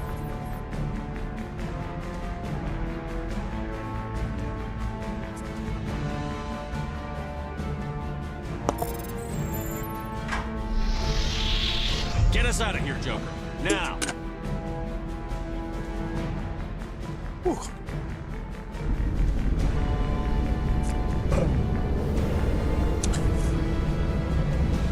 everybody out there watching, just make sure you stay hydrated.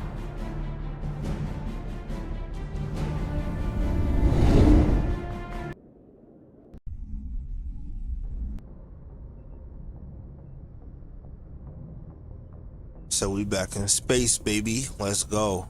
I don't think I can go back to the Citadel though.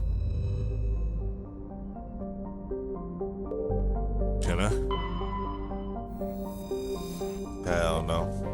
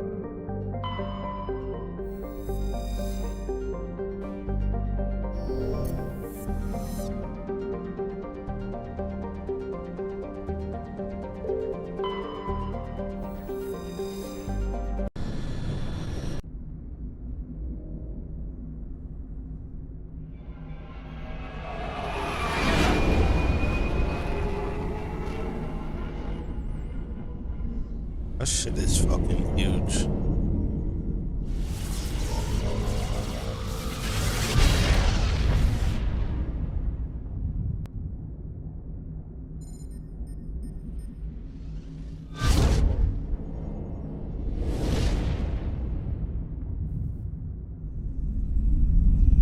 Commander?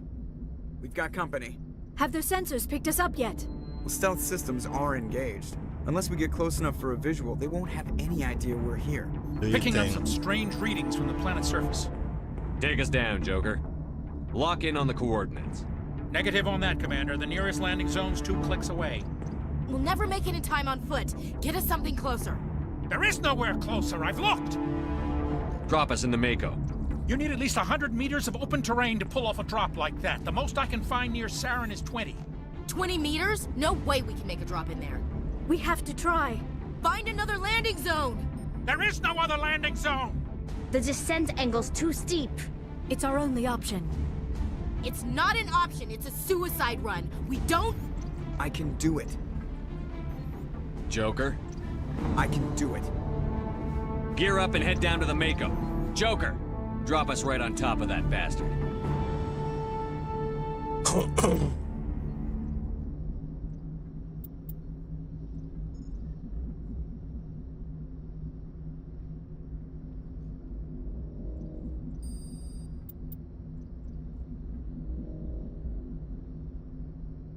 Sometimes I cannot take these headphones. Like right now, I swear to God, it sounds like there's a V8 outside idling, and it's just some like background noise of this game. But it's like, oh, I hate it's like the little subtle sounds just drive me fucking nuts.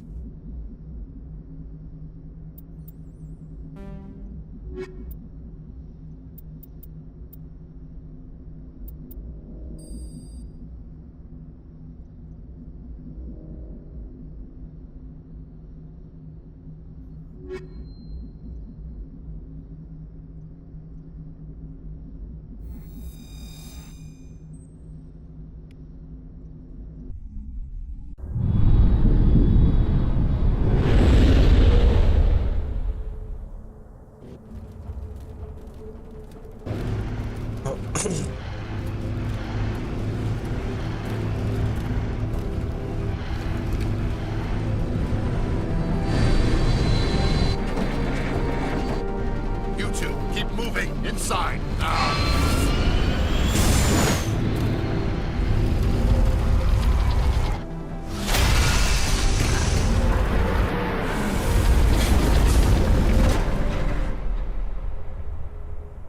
We have to get inside this bunker before Saren finds the conduit. There's no way we're getting past that door with brute force. Saren found some way to open it. There must be some kind of security override somewhere in this complex. We'll have to find some way to get it up and You running. could tell he was reading those lines off the fucking paper. Like, damn. These motherfuckers did not take the time to practice their fucking voice acting lines before. Turning up on me.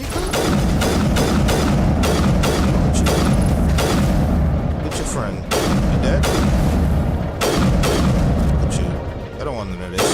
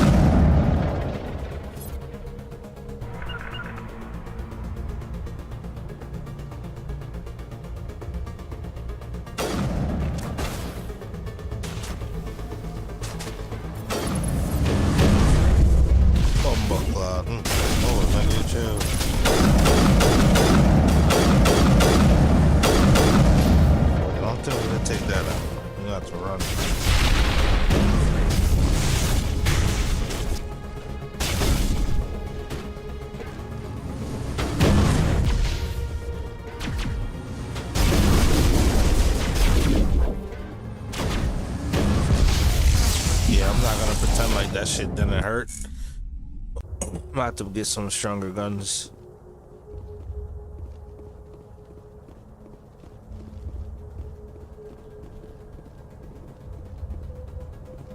There's something in the air here. Yes.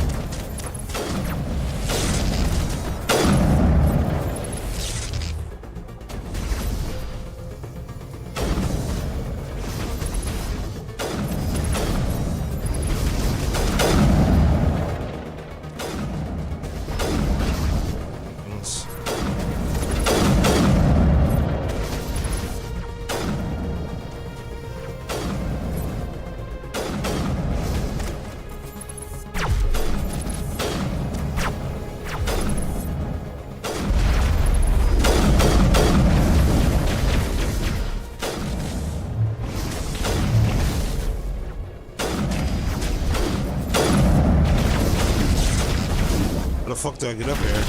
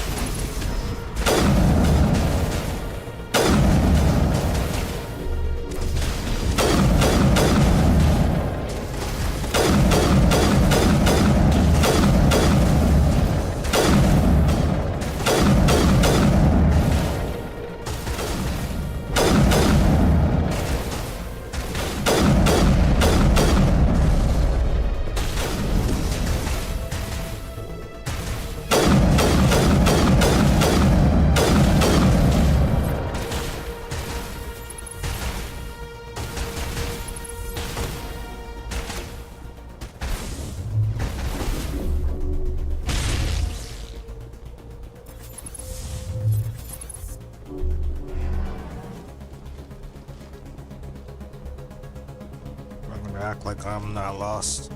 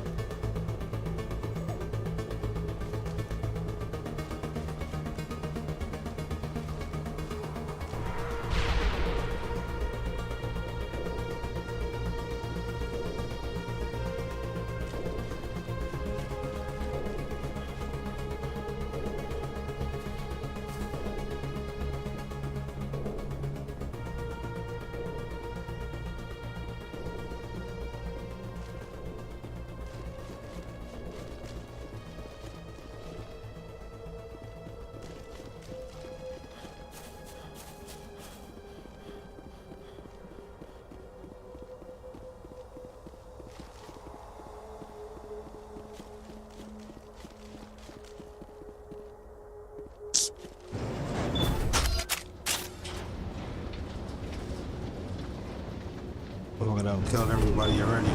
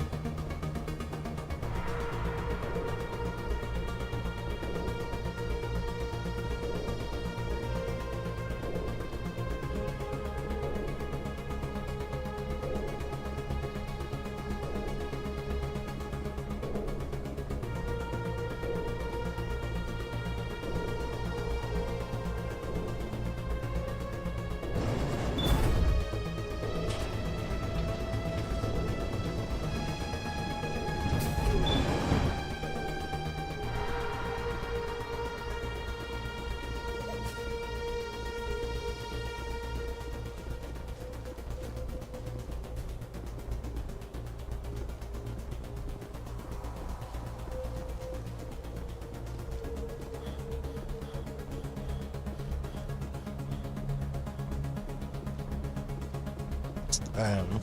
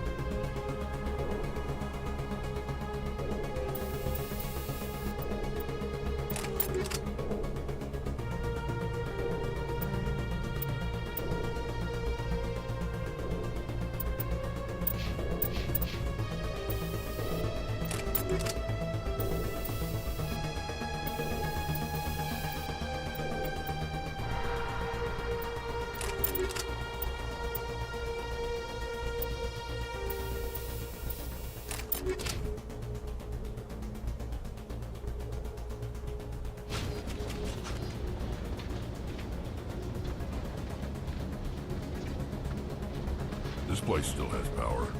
It must be running off its own generator. I bet this is a command center for the entire complex. Terran's troops must have sealed the doors from here after he went inside. We'll have to figure out how to disengage the security lockdown if we ever want to get inside that bunker.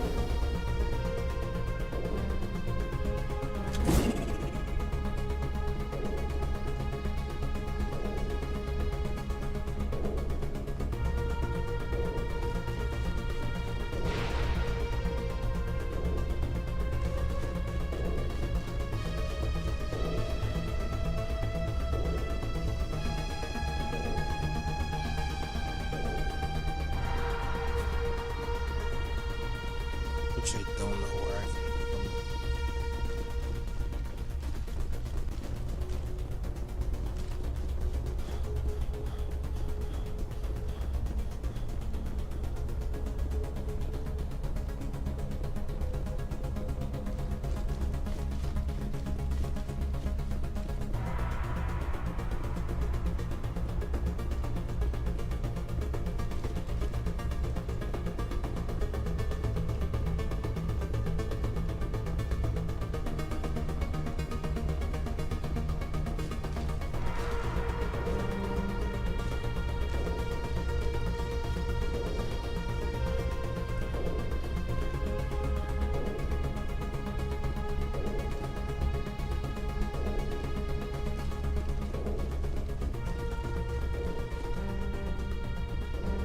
up. Like, come on, give me something. Shit.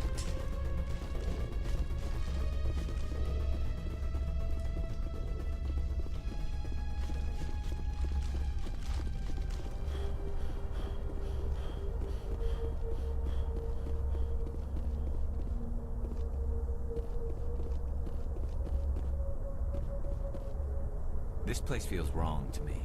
And not just because of the Geth. Because we lost this shit. That's it, we lost. We are fucking lost. Y'all ain't even trying to help. I can't decrypt shit. Did I bring the wrong crew? Like, can I change my crew?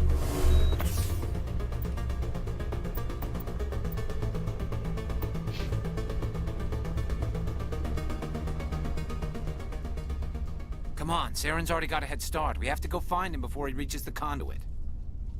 Unless he's already found it, then we're just walking into a trap. That's a chance we'll have to take. Hold on. Something's happening. Too late. Unable to... Invading fleets. No escape. Sounds like some kind of message, but I don't recognize the language. It's probably in Prothean. This recording must be 50,000 years old. No wonder we can't understand it.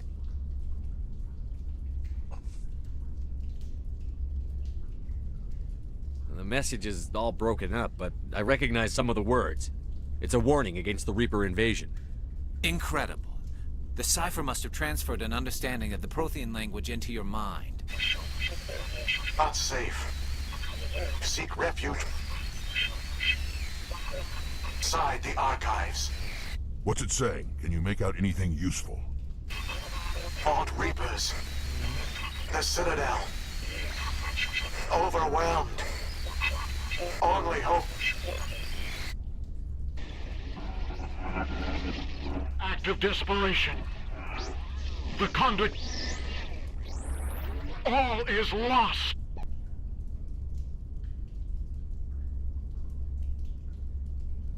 It said something about the conduit, but it's too degraded to help. We should go. Cannot be stopped. Cannot be stopped.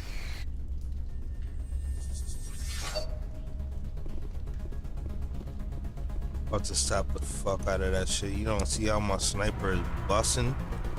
Whole squad got snipers. Be like, we coming in from a mile away. Game over. We ain't even stepped through the door yet.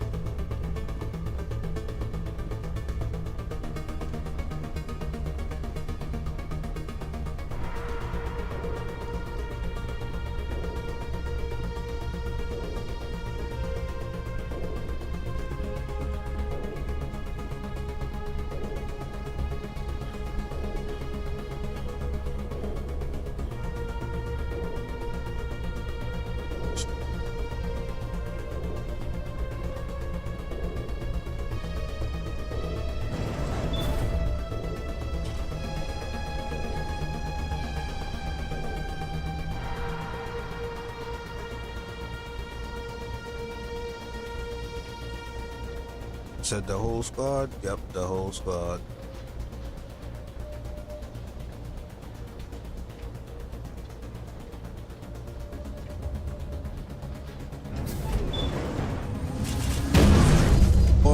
Yo, niggas trying to fucking murder my shit.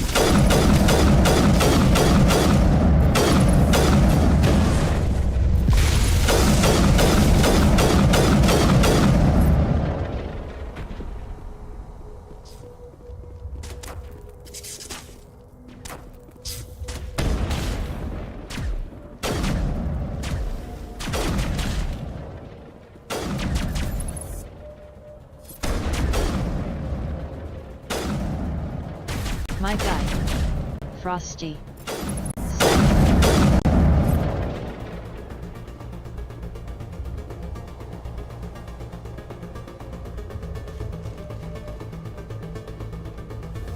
My guy.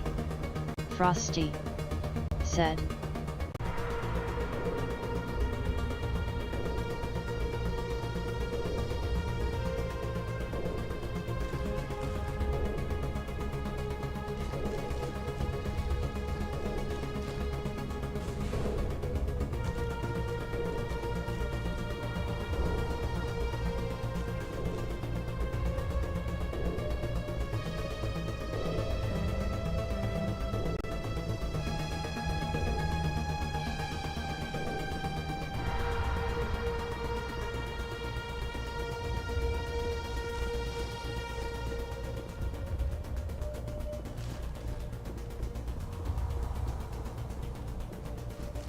No.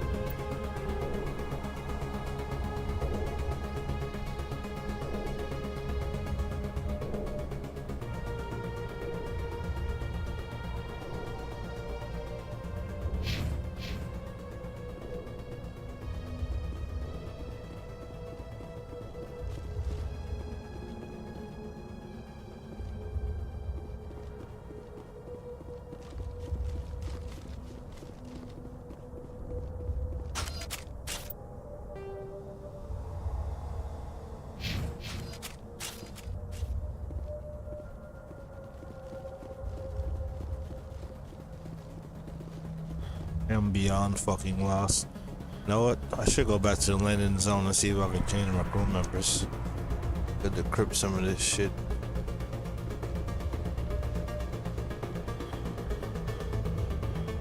Who votes we take the vehicle into the creepy underground bunker? Good idea. Would have thought this is where I was supposed to go. I was about to go all the way back too. I thought Sarah would have said something about the trap.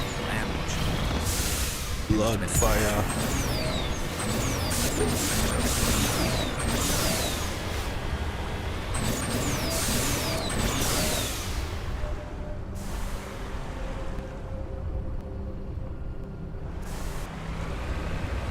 Go jump that shit.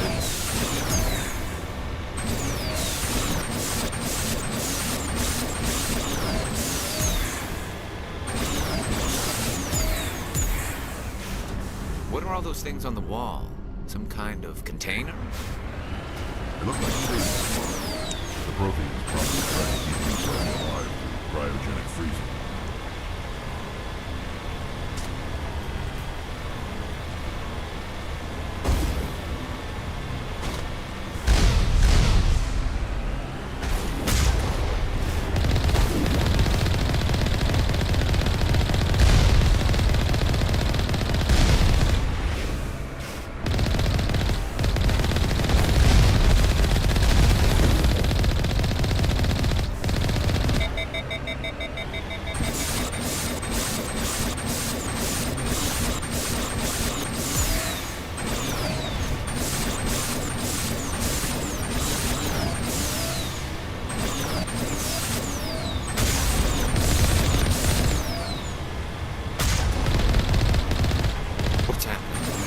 It's a trap! Saren must have set an ambush. I don't think Saren's behind this.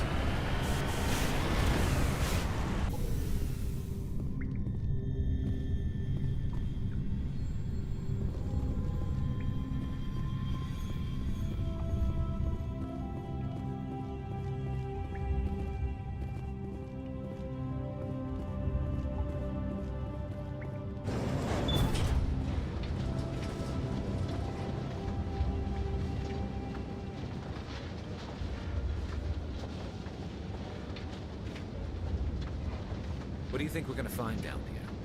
It has to be useful if it specifically targeted us. Don't get your hopes up. The only thing we can depend on right now is ourselves.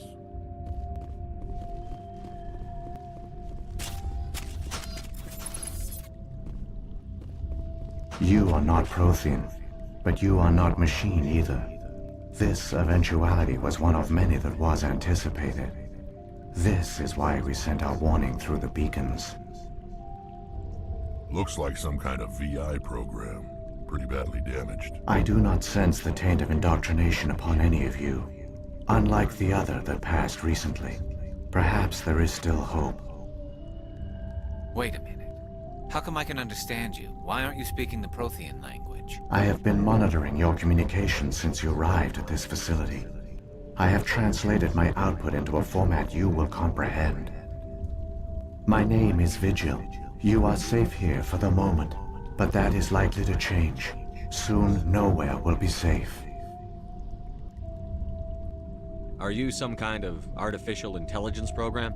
I am an advanced non-organic analysis system, with personality imprints from Kesad Aishan, Chief Overseer of the Ilos Research Facility.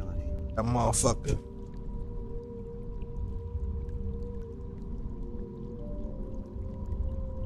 Why did you bring me here? You must break a cycle that has continued for millions of years. But to stop it, you must understand, or you will make the same mistakes we did. The Citadel is the heart of your civilization and the seat of government, as it was with us, and as it has been with every civilization that came before us. But the Citadel is a trap. The station is actually an enormous mass relay, one that links to dark space, the empty void beyond the galaxy's horizon. When the Citadel relay is activated, the Reapers will pour through, and all you know will be destroyed.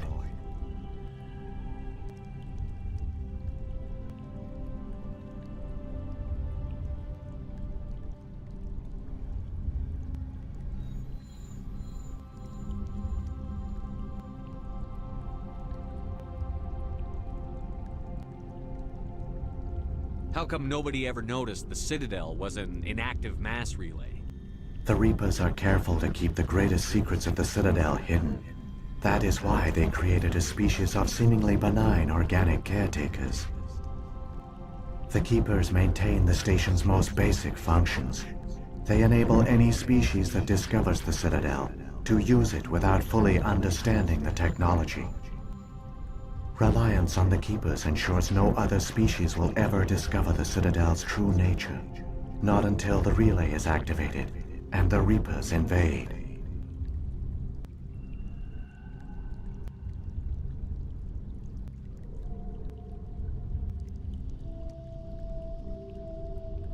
Crazy. How do the Reapers survive out in dark space? We have only theories. The researchers here came to believe the Reapers enter prolonged states of inactivity to conserve energy. This allows them to survive the thousands and thousands of years it takes for organic civilization to rebuild itself. But in this state, they are vulnerable. By retreating beyond the edges of the galaxy, they ensure no one will accidentally discover them. They keep their existence hidden until the Citadel relay is activated.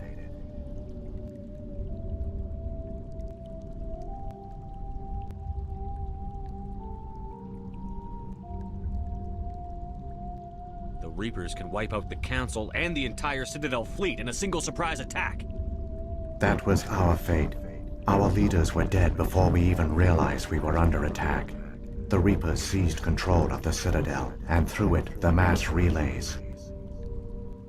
Communication and transportation across our empire were crippled. Each star system was isolated, cut off from the others. Easy prey for the Reaper fleets. Over the next decades, the Reapers systematically obliterated our people. World by world, system by system, they methodically wiped us out. Crazy. The war was lost. If you had surrendered, they might have let you live. No offer of surrender was ever given. Our enemy had a single goal: the extinction of all advanced organic life. Through the Citadel, the Reapers had access to all our records, maps, census data.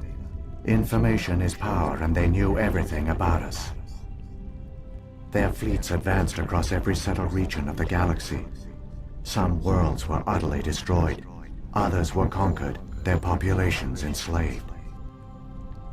These indoctrinated servants became sleeper agents under Reaper control. Taken in as refugees by other Protheans, they betrayed them to the machines. Within a few centuries, the Reapers had killed or enslaved every Prothean in the galaxy. They were relentless, brutal, and absolutely thorough.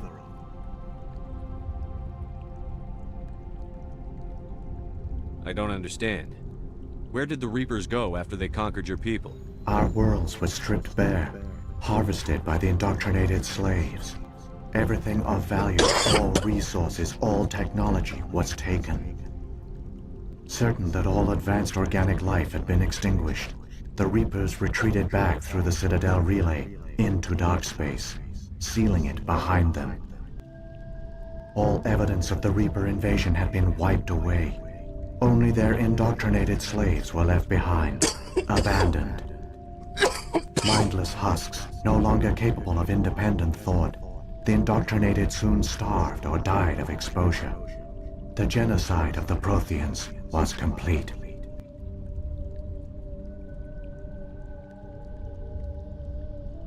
What do the Reapers get out of this? Why do they keep repeating this pattern of genocide over and over? The Reapers are alien, unknowable. Perhaps they need slaves or resources. More likely they are driven by motives and goals organic beings cannot hope to comprehend. In the end, what does it matter? Your survival depends on stopping them, not in understanding them.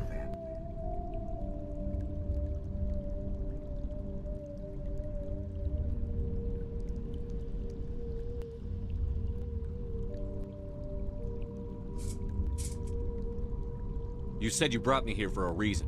Tell me what I need to do. The conduit is the key. Before the Reapers attacked, we Protheans were on the cusp of unlocking the mysteries behind mass relay technology. Ilos was a top-secret facility. Here, researchers worked to create a small-scale version of a mass relay, one that linked directly to the Citadel, the hub of the relay network. Conduit's not a weapon. It's a backdoor onto the Citadel.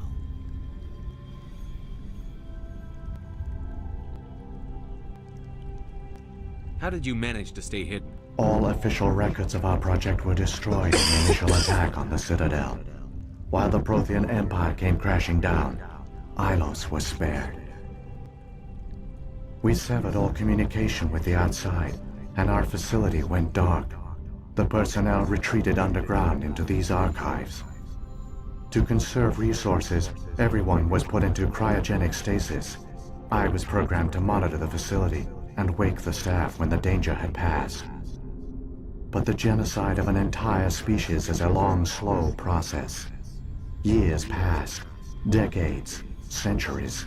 The Reapers persisted, and my energy reserves were dwindling.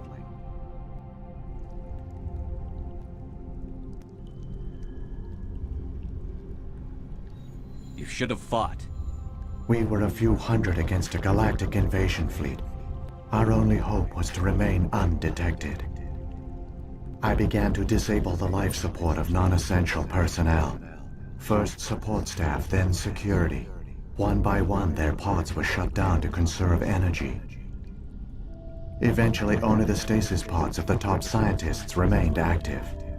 Even these were in danger of failing when the Reapers finally retreated back through the Citadel relay. There were hundreds of stasis pods out there. You just shut them down? You killed them?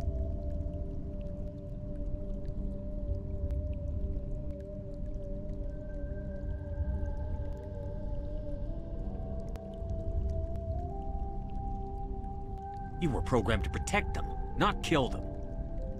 This outcome was not completely unforeseen. My actions were a result of contingency programming entered on my creation. I bet they didn't tell the non-essential staff about this contingency. I saved key personnel. When the Reapers retreated, the top researchers were still alive. My actions are the only reason any hope remains.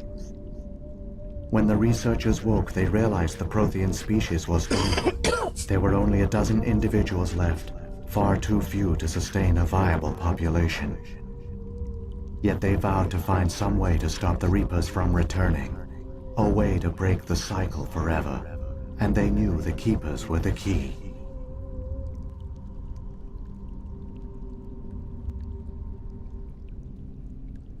I still don't understand what's going on here. Why is Saren trying to find the conduit? The conduit gives him access to the Citadel and the Keepers. The Keepers are controlled by the Citadel. Before each invasion, a signal is sent through the station compelling the Keepers to activate the Citadel relay. After decades of feverish study, the scientists discovered a way to alter this signal. Using the conduit, they gained access to the Citadel and made the modifications. This time, when Sovereign sent the signal to the Citadel, the Keepers ignored it. The Reapers are trapped in dark space.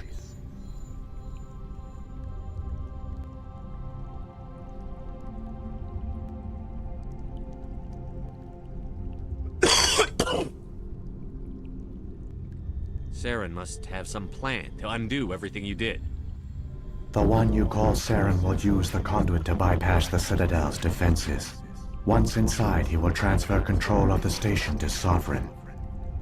Sovereign will override the Citadel systems and manually open the relay, and the cycle of extinction will begin again.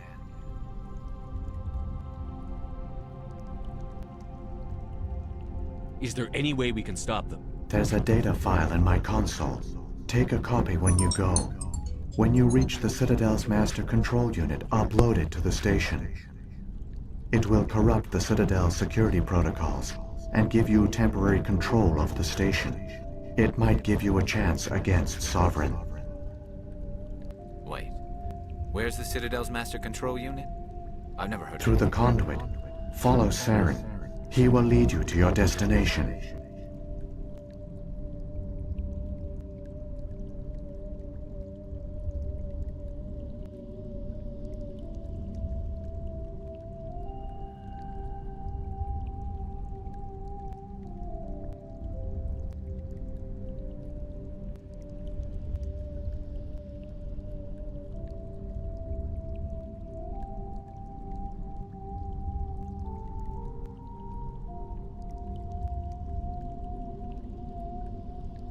If the Reapers are trapped in dark space, how did Sovereign get here? It is logical to assume the Reapers would leave one of their own behind after each extinction.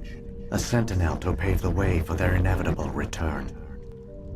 Like those in dark space, Sovereign probably spent most of the last 50,000 years in a state of hibernation. Periodically, it would wake to analyze the situation. Keeping its existence hidden, it would evaluate the state of galactic civilization. And when the time was right, it would signal the Citadel and usher in the next Reaper invasion. But this time the signal failed. The Keepers did not respond. Sovereign's allies were trapped in the void. Alone, it was forced to try and discover what had gone wrong. Sovereign's the largest ship in the galaxy. Why all this secrecy? Why not just attack the Citadel? Sovereign is not invincible. Revealing its true nature would have united the forces of every organic species against it. Even a Reaper couldn't survive such odds. But the Reapers are patient. They will not rush into the unknown. Sovereign could have been planning this for centuries, moving deliberately, gathering allies. Slowly, it has assembled the pieces of the puzzle, working through agents to keep itself hidden. Saren is the most visible pawn of the Reapers, but I doubt he was the first. Now Sovereign has grown bold. Whether from confidence or desperation, I cannot say. But it is determined to reopen the portal to dark space. What about the beacon on Eden Prime? And the one on Vermeer? What were they for? At our apex, the beacons spanned the breadth of our empire. We used them as a single galaxy-wide network to transmit data and communications rapidly from world to world. Virtually all the beacons were destroyed during the invasion. But once the Reapers were gone, the survivors here on Ilos decided to risk sending out a message. We knew it was unlikely there were other survivors, but if there were, we wanted them to know about Ilos. We wanted to give them hope, so a message was sent across the network.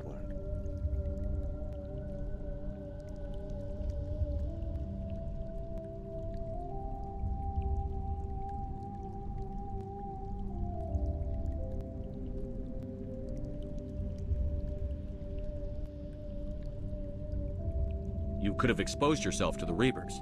In truth, we didn't expect any of the beacons would still function, but we had to try. If there were survivors, we had to reach them. The message was meant for our own people. It was coded so only organic beings could interpret it. We still didn't understand the power of Reaper indoctrination. We never realized it could lead an agent of the machines, like Saren, to this world. But it has also led you here. So perhaps we did not fail after all. So when the Reapers created the Citadel, they created the Keepers as well? A more likely scenario is that the Keepers were one of the early harvested civilizations.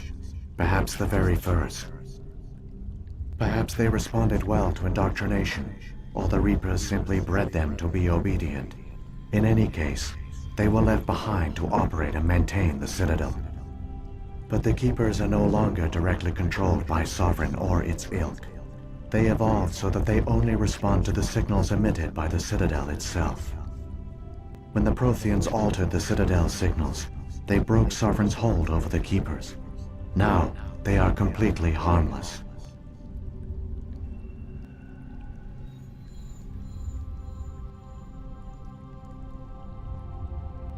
Sovereign must have realized that organic races were difficult to control. A likely hypothesis. The Keepers evolved in an unanticipated direction. Non-organic servants like the Geth would be more predictable.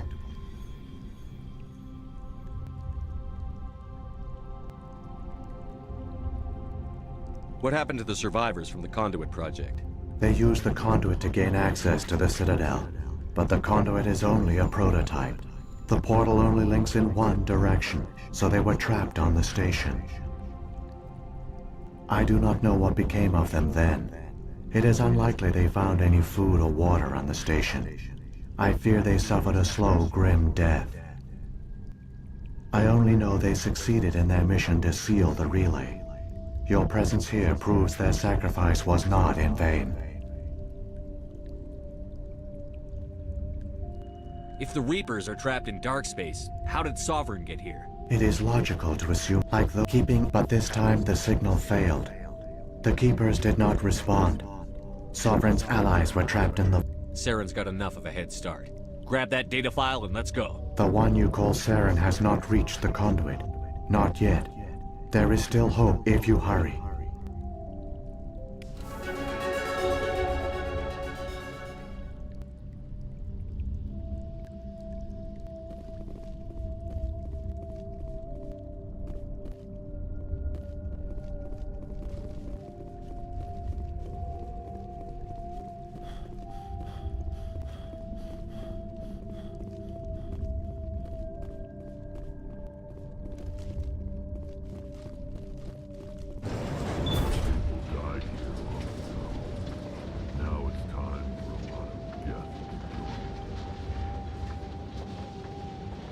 So many races looked up to the Protheans as paragons of civilization. They were fooled by the Reapers, just as we were. They failed. Keep it moving. I've got no intention of ending up like them.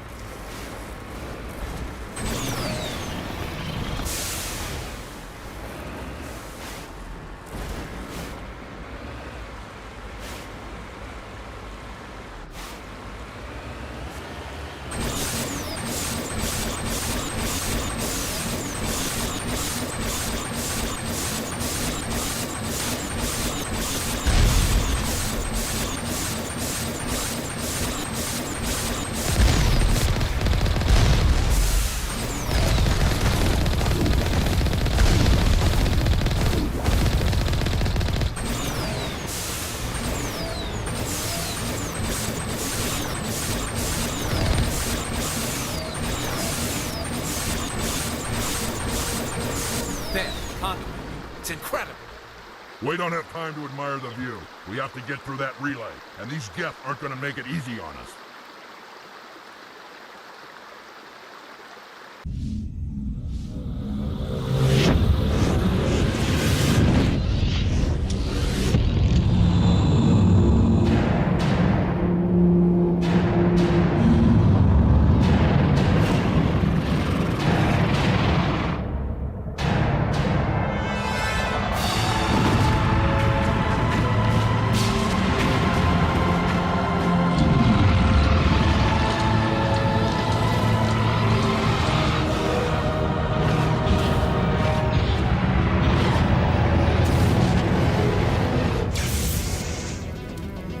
Activate the defenses! Seal the station! The arms aren't moving. System's not responding.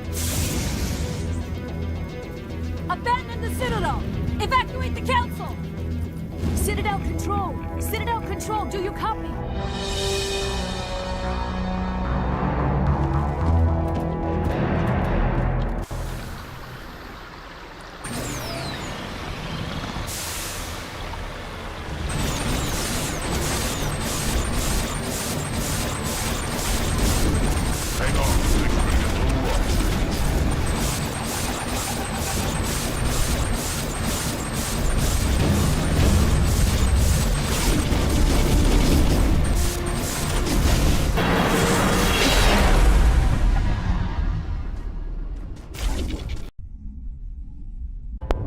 I said drive the fucking car into space. Let's go. Please begin emergency evacuation. But the crash this motherfucker in this bitch.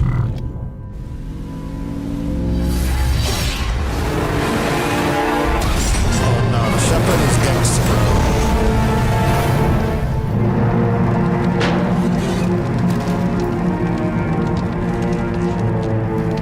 That's the fastest fucking car ever. Like, there's no car that's faster than that. I don't care. Maybe the DeLorean from Back to the Future.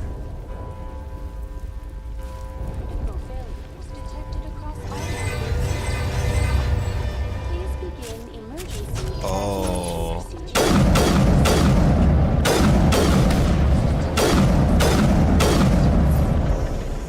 The Presidium is experiencing severe system malfunctions across the entire level.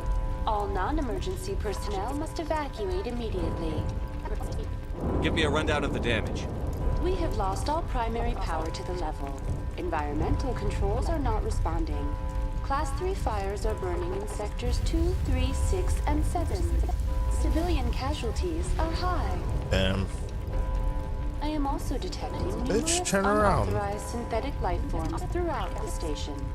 They are believed to be hostile. Please approach with caution. What happened to the Council? In accordance with standard emergency procedures, the Council has been evacuated to the Destiny Ascension. What about Captain Anderson and Ambassador Udina? What happened to them? I have no information on the status of specific individuals. Once the current crisis has been resolved, a complete accounting of casualties and survivors will begin. Where's Saren? Former Spectre agent Saren Arturius is nearing the vicinity of the Council chamber.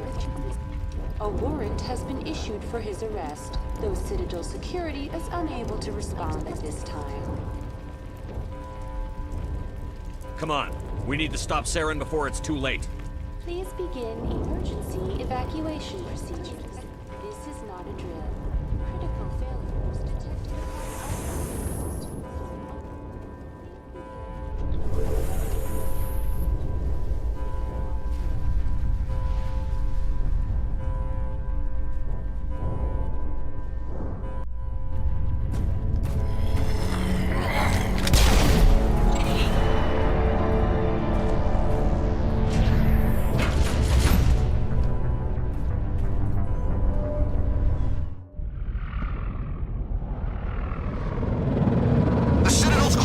They're sealing the station! Don't let the enemy ships inside the arms!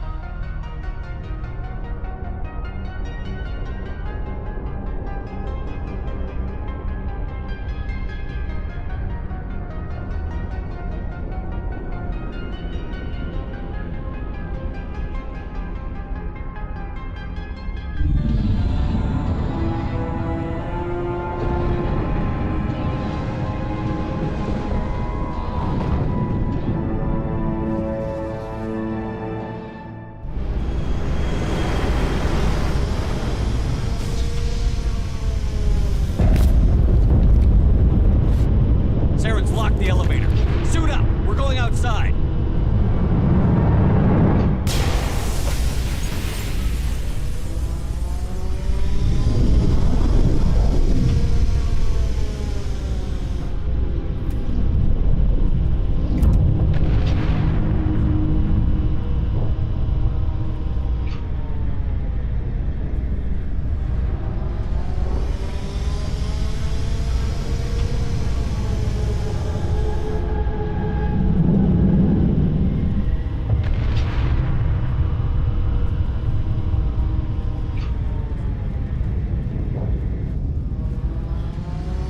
You want to destroy life?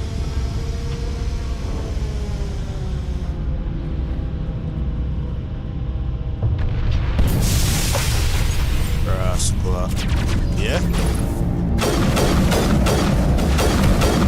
Batman the boat, you know?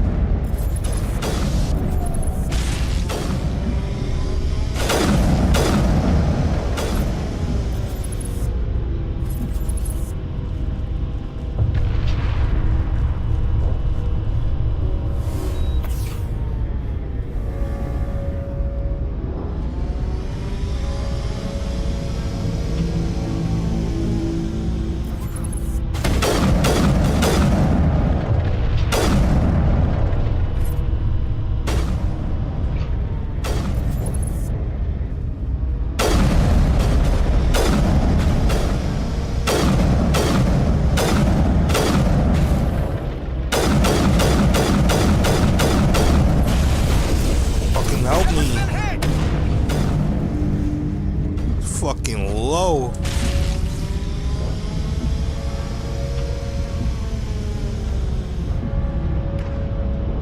So we gotta fall the fuck back.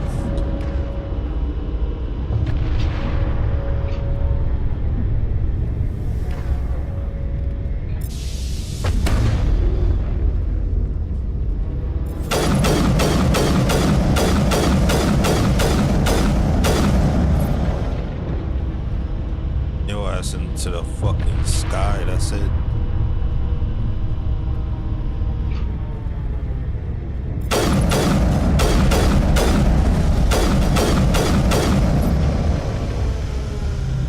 I think they killed that nigga.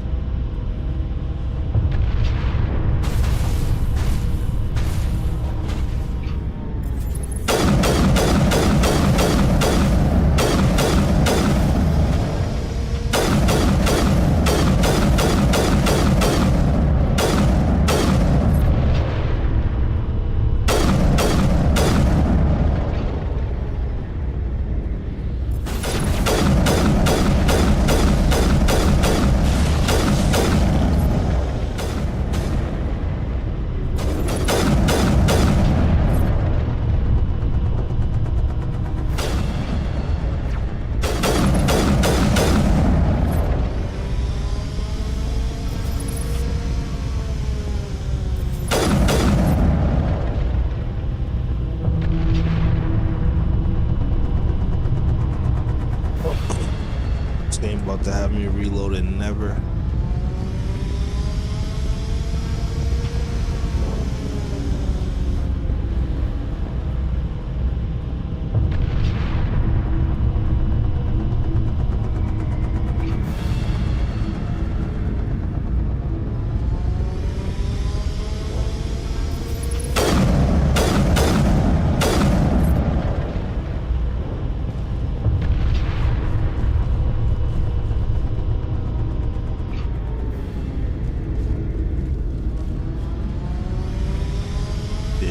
boss. We out of time. Shit's done.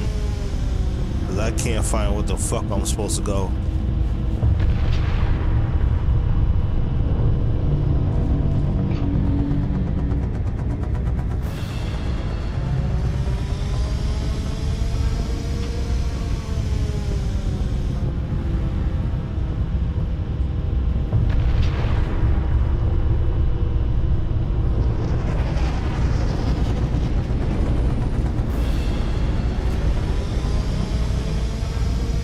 Shit.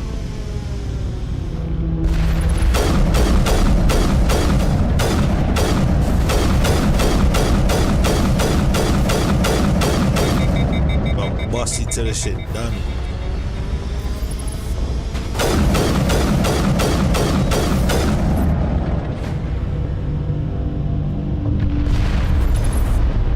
Yo, this nigga is coming, y'all.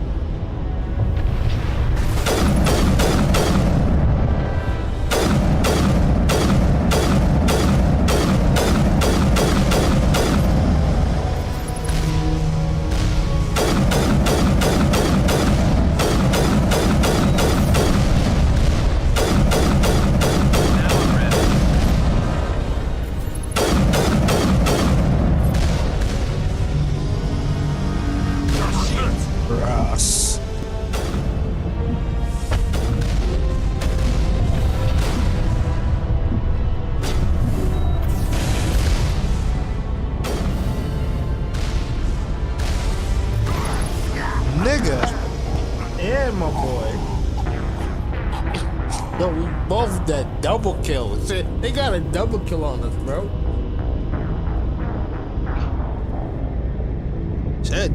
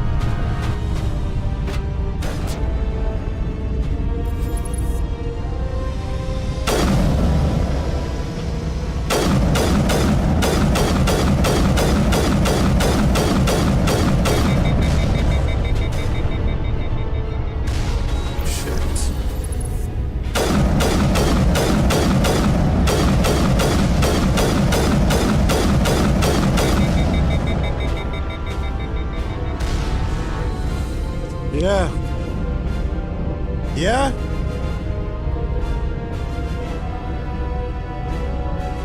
Our people are fucking annoying.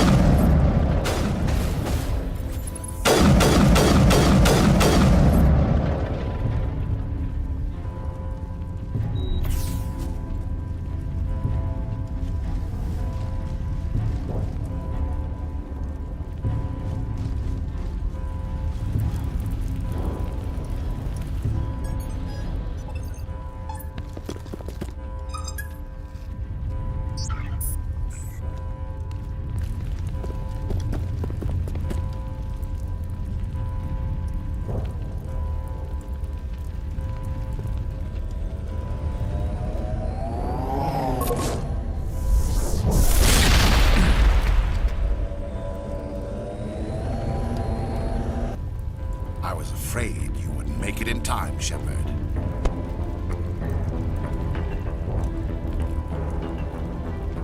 In time for what? The final confrontation. I think we both expected it would end like this.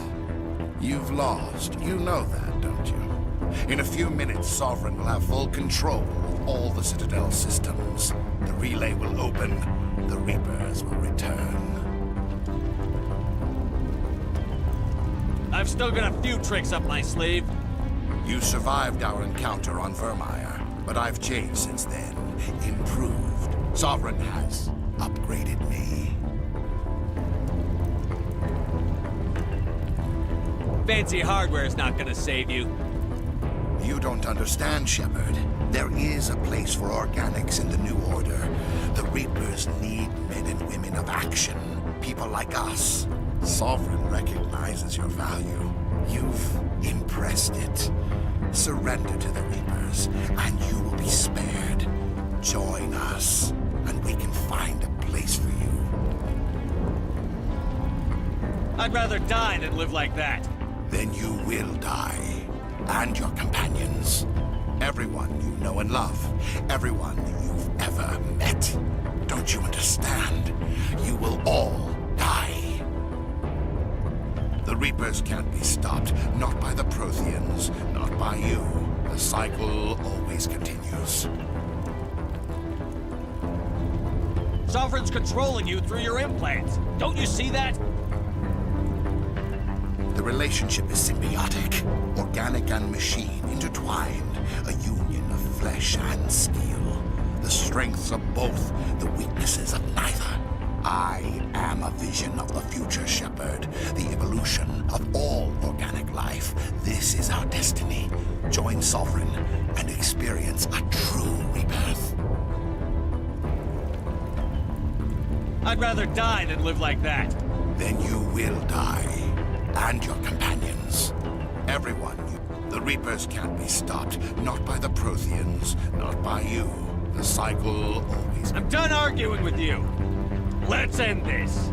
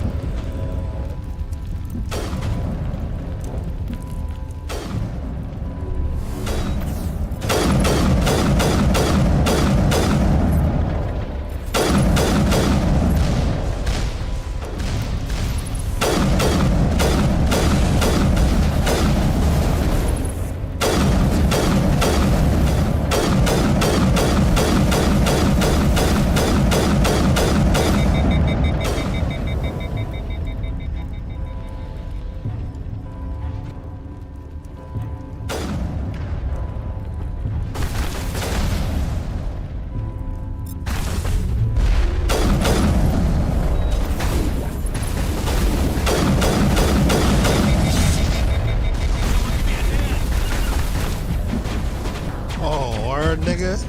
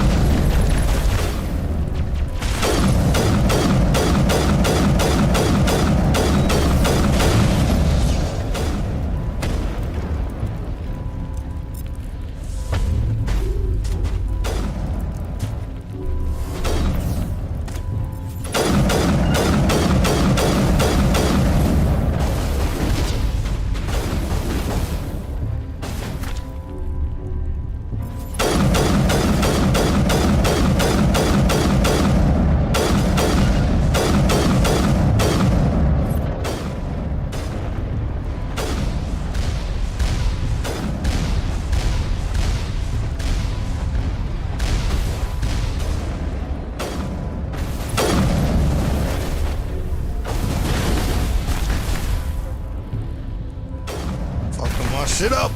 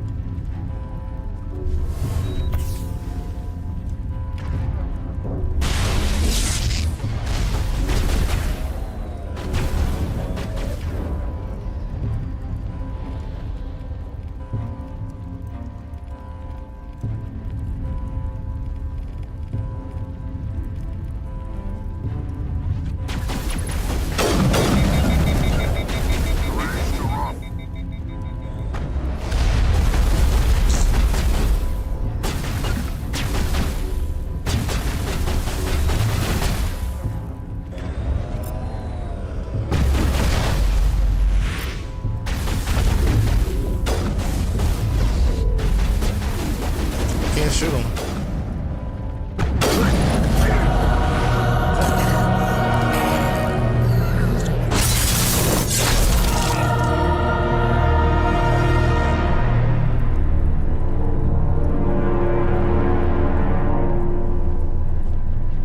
Fuck this shit up.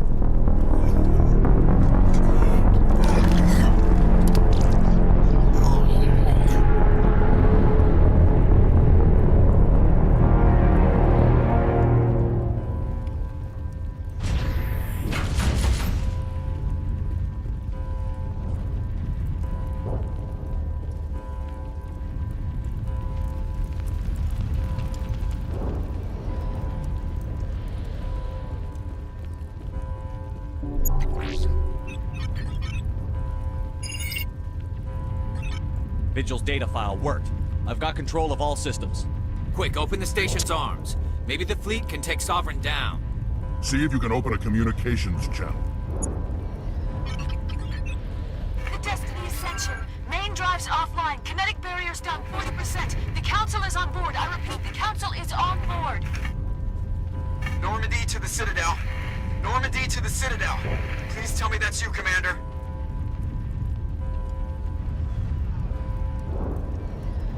I'm here, Joker. We caught that distress call, Commander.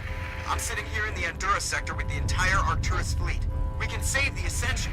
Just unlock the relays around the Citadel and we'll send the cavalry in. You'd sacrifice human lives to save the Council? What have they ever done for your kind?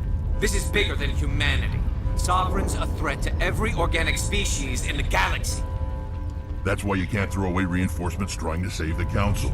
Hold them back until the Citadel arms open up and the human fleet can go after Sovereign. What's the order, Commander? Come in now to save the Ascension, or hold back?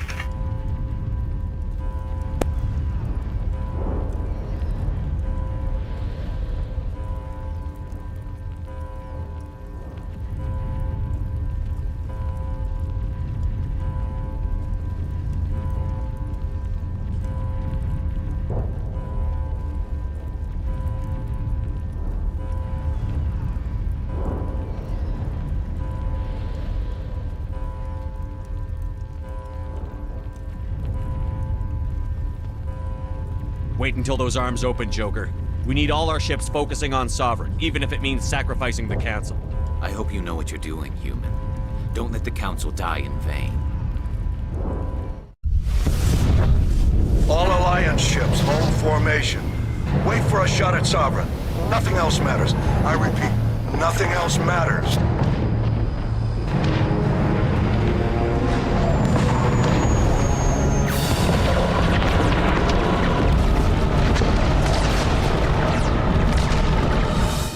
Picking up reinforcements. It's the Alliance. Open a comm channel. This is the Ascension. We're taking heavy damage. Guardian defenses are over. Kinetic barriers are offline. Commander, they closed the channel.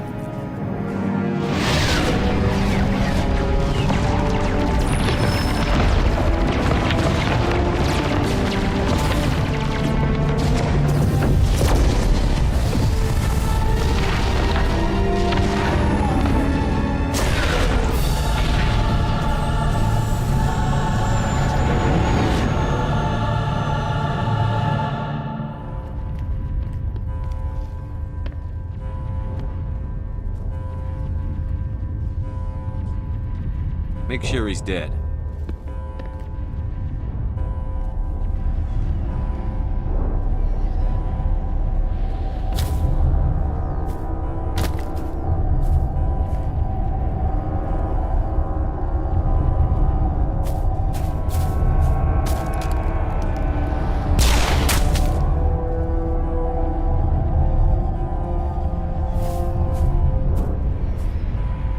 He's dead.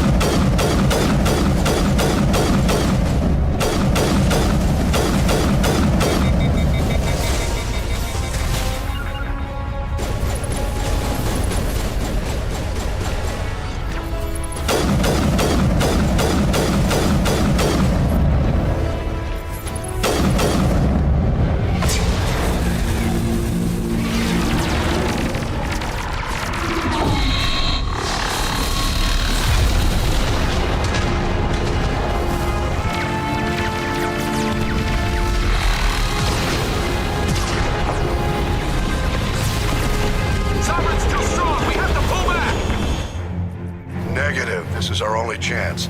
Take that monster down no matter what the cost.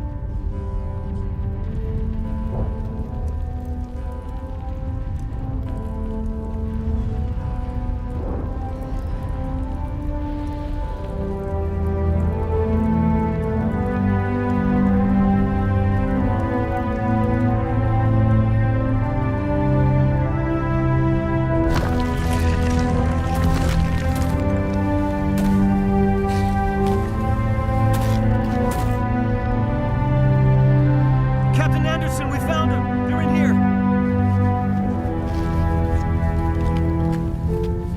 Take it easy.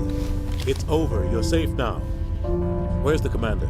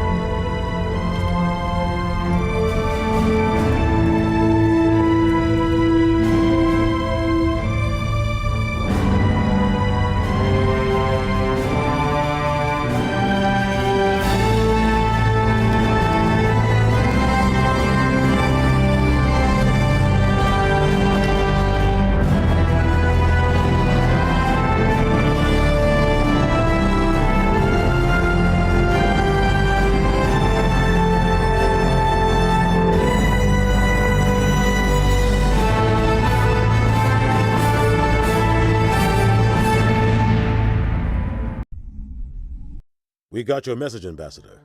What's all this about? No need to get worked up, Captain. I'd like to end this meeting with all my teeth still in place. You should thank me for what I did. If the Normandy was still grounded, we'd all be dead right now. I understand, Captain. You did what you had to do. That's not why you're here. We need to talk about what happened to the Council. Commander Shepard did the right thing. We had to hold our fleet back to go after Sovereign. It was the only way. I agree, but this also presents us with an opportunity. The Council is dead.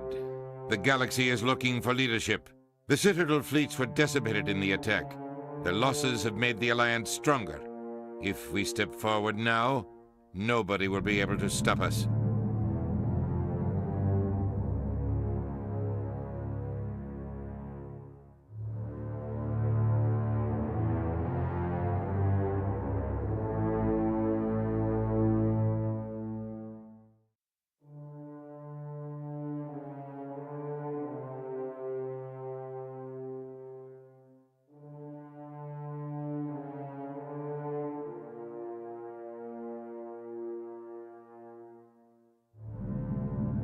You have a plan?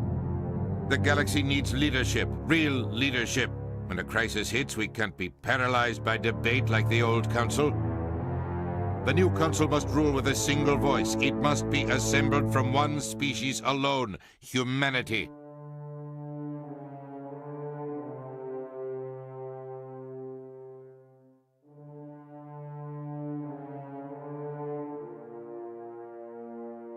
We need to work together with the other species. It's the only way we can stand against the Reapers. The other species are scared. They've never faced anything like this before. They don't know what to do. They want us to step forward. They believe in humanity because of you. Your ruthless pursuit of Saren and the Geth, your defiance of the Council, that's what humans are capable of. That's how we can defeat the Reapers. The others will follow us, Shepard. They know we're their only hope.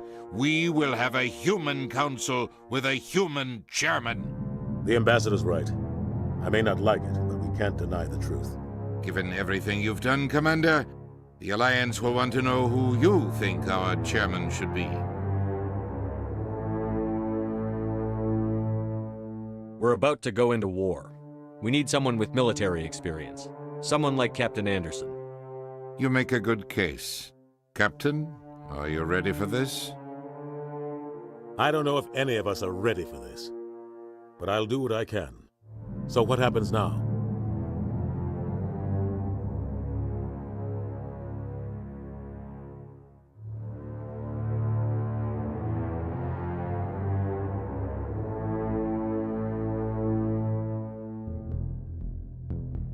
The Reapers are still out there. They're coming. And I'm gonna find some way to stop them.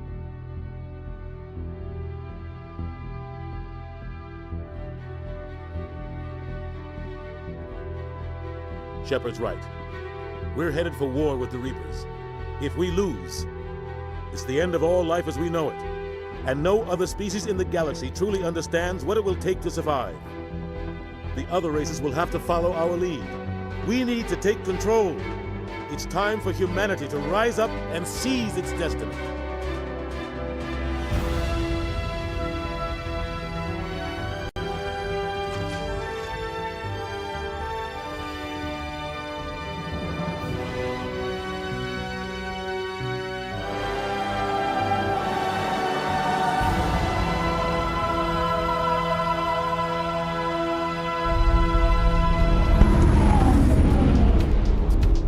thought he died in the end of this game. Remember they had to like rebuild his ass or something. Maybe that's part 3. Yo, the end of this game was fire, bro. Not gonna lie. That shit was turning up. The story for this game is fucking great. Never played the first Mass Effect. Kinda enjoyed it. It's a little bit tedious, but it's doable. I don't know if I did every mission. Definitely missed one. I don't know if there was like any like walking around sitting down talking to random people. I was coming across them at the end of the game.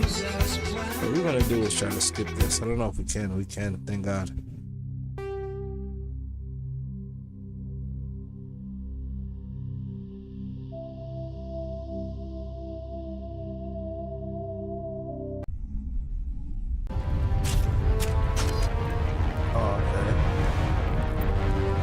Definitely hit a point of no return at some point.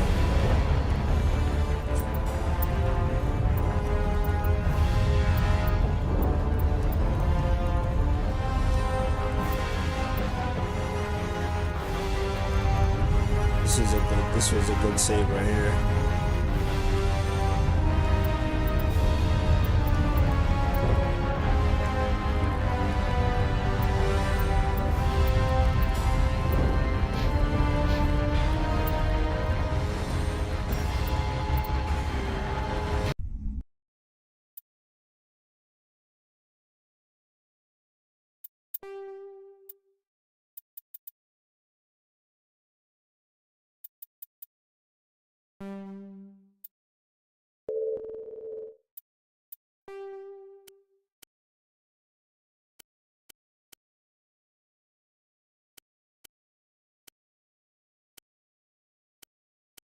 The barrier is the only one I need in defense.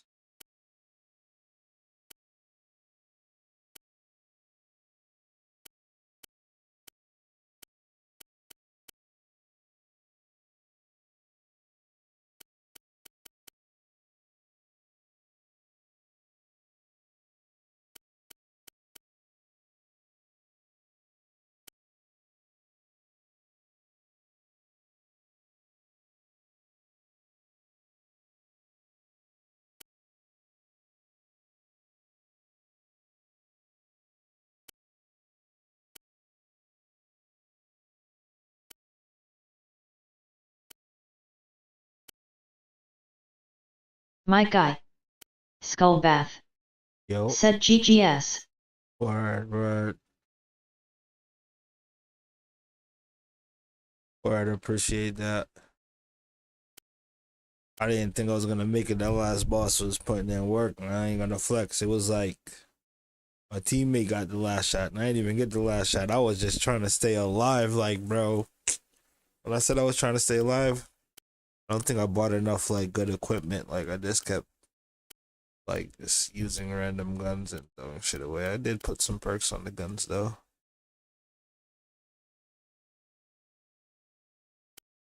Alright.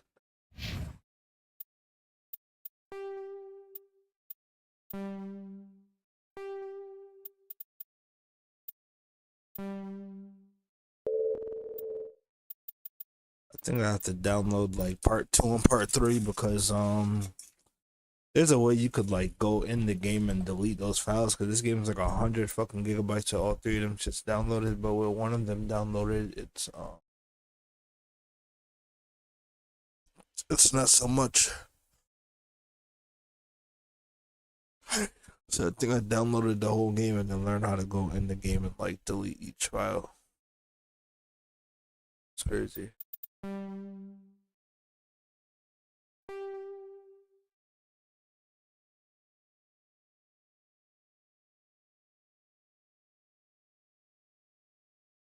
Know what I did?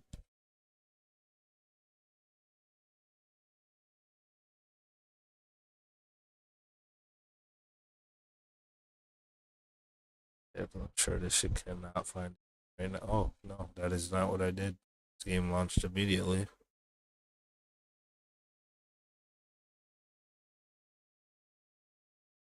Change the video up. Might just jump right into this. It's on the.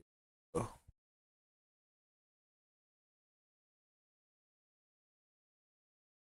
Should definitely. Here.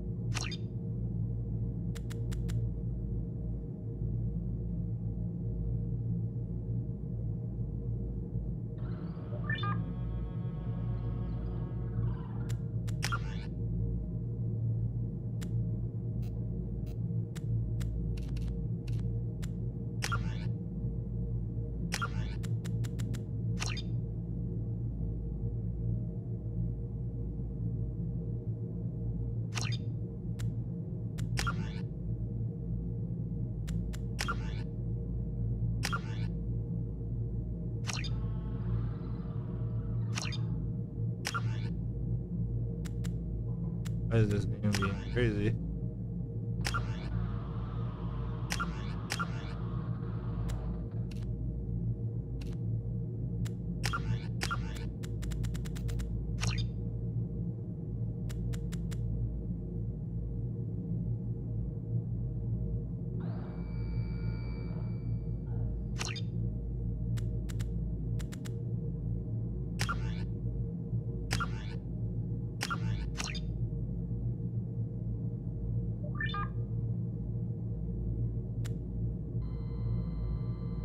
Want me to outpost into this shit? Is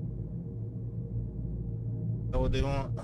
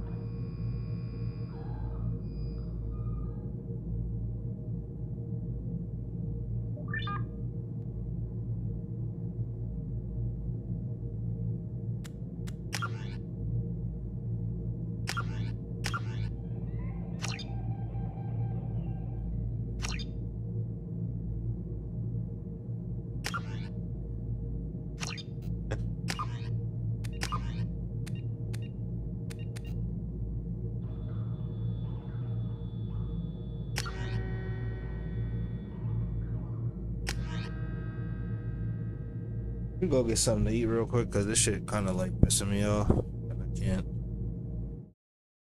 I don't like when I get off the game like that. You can't hear the game.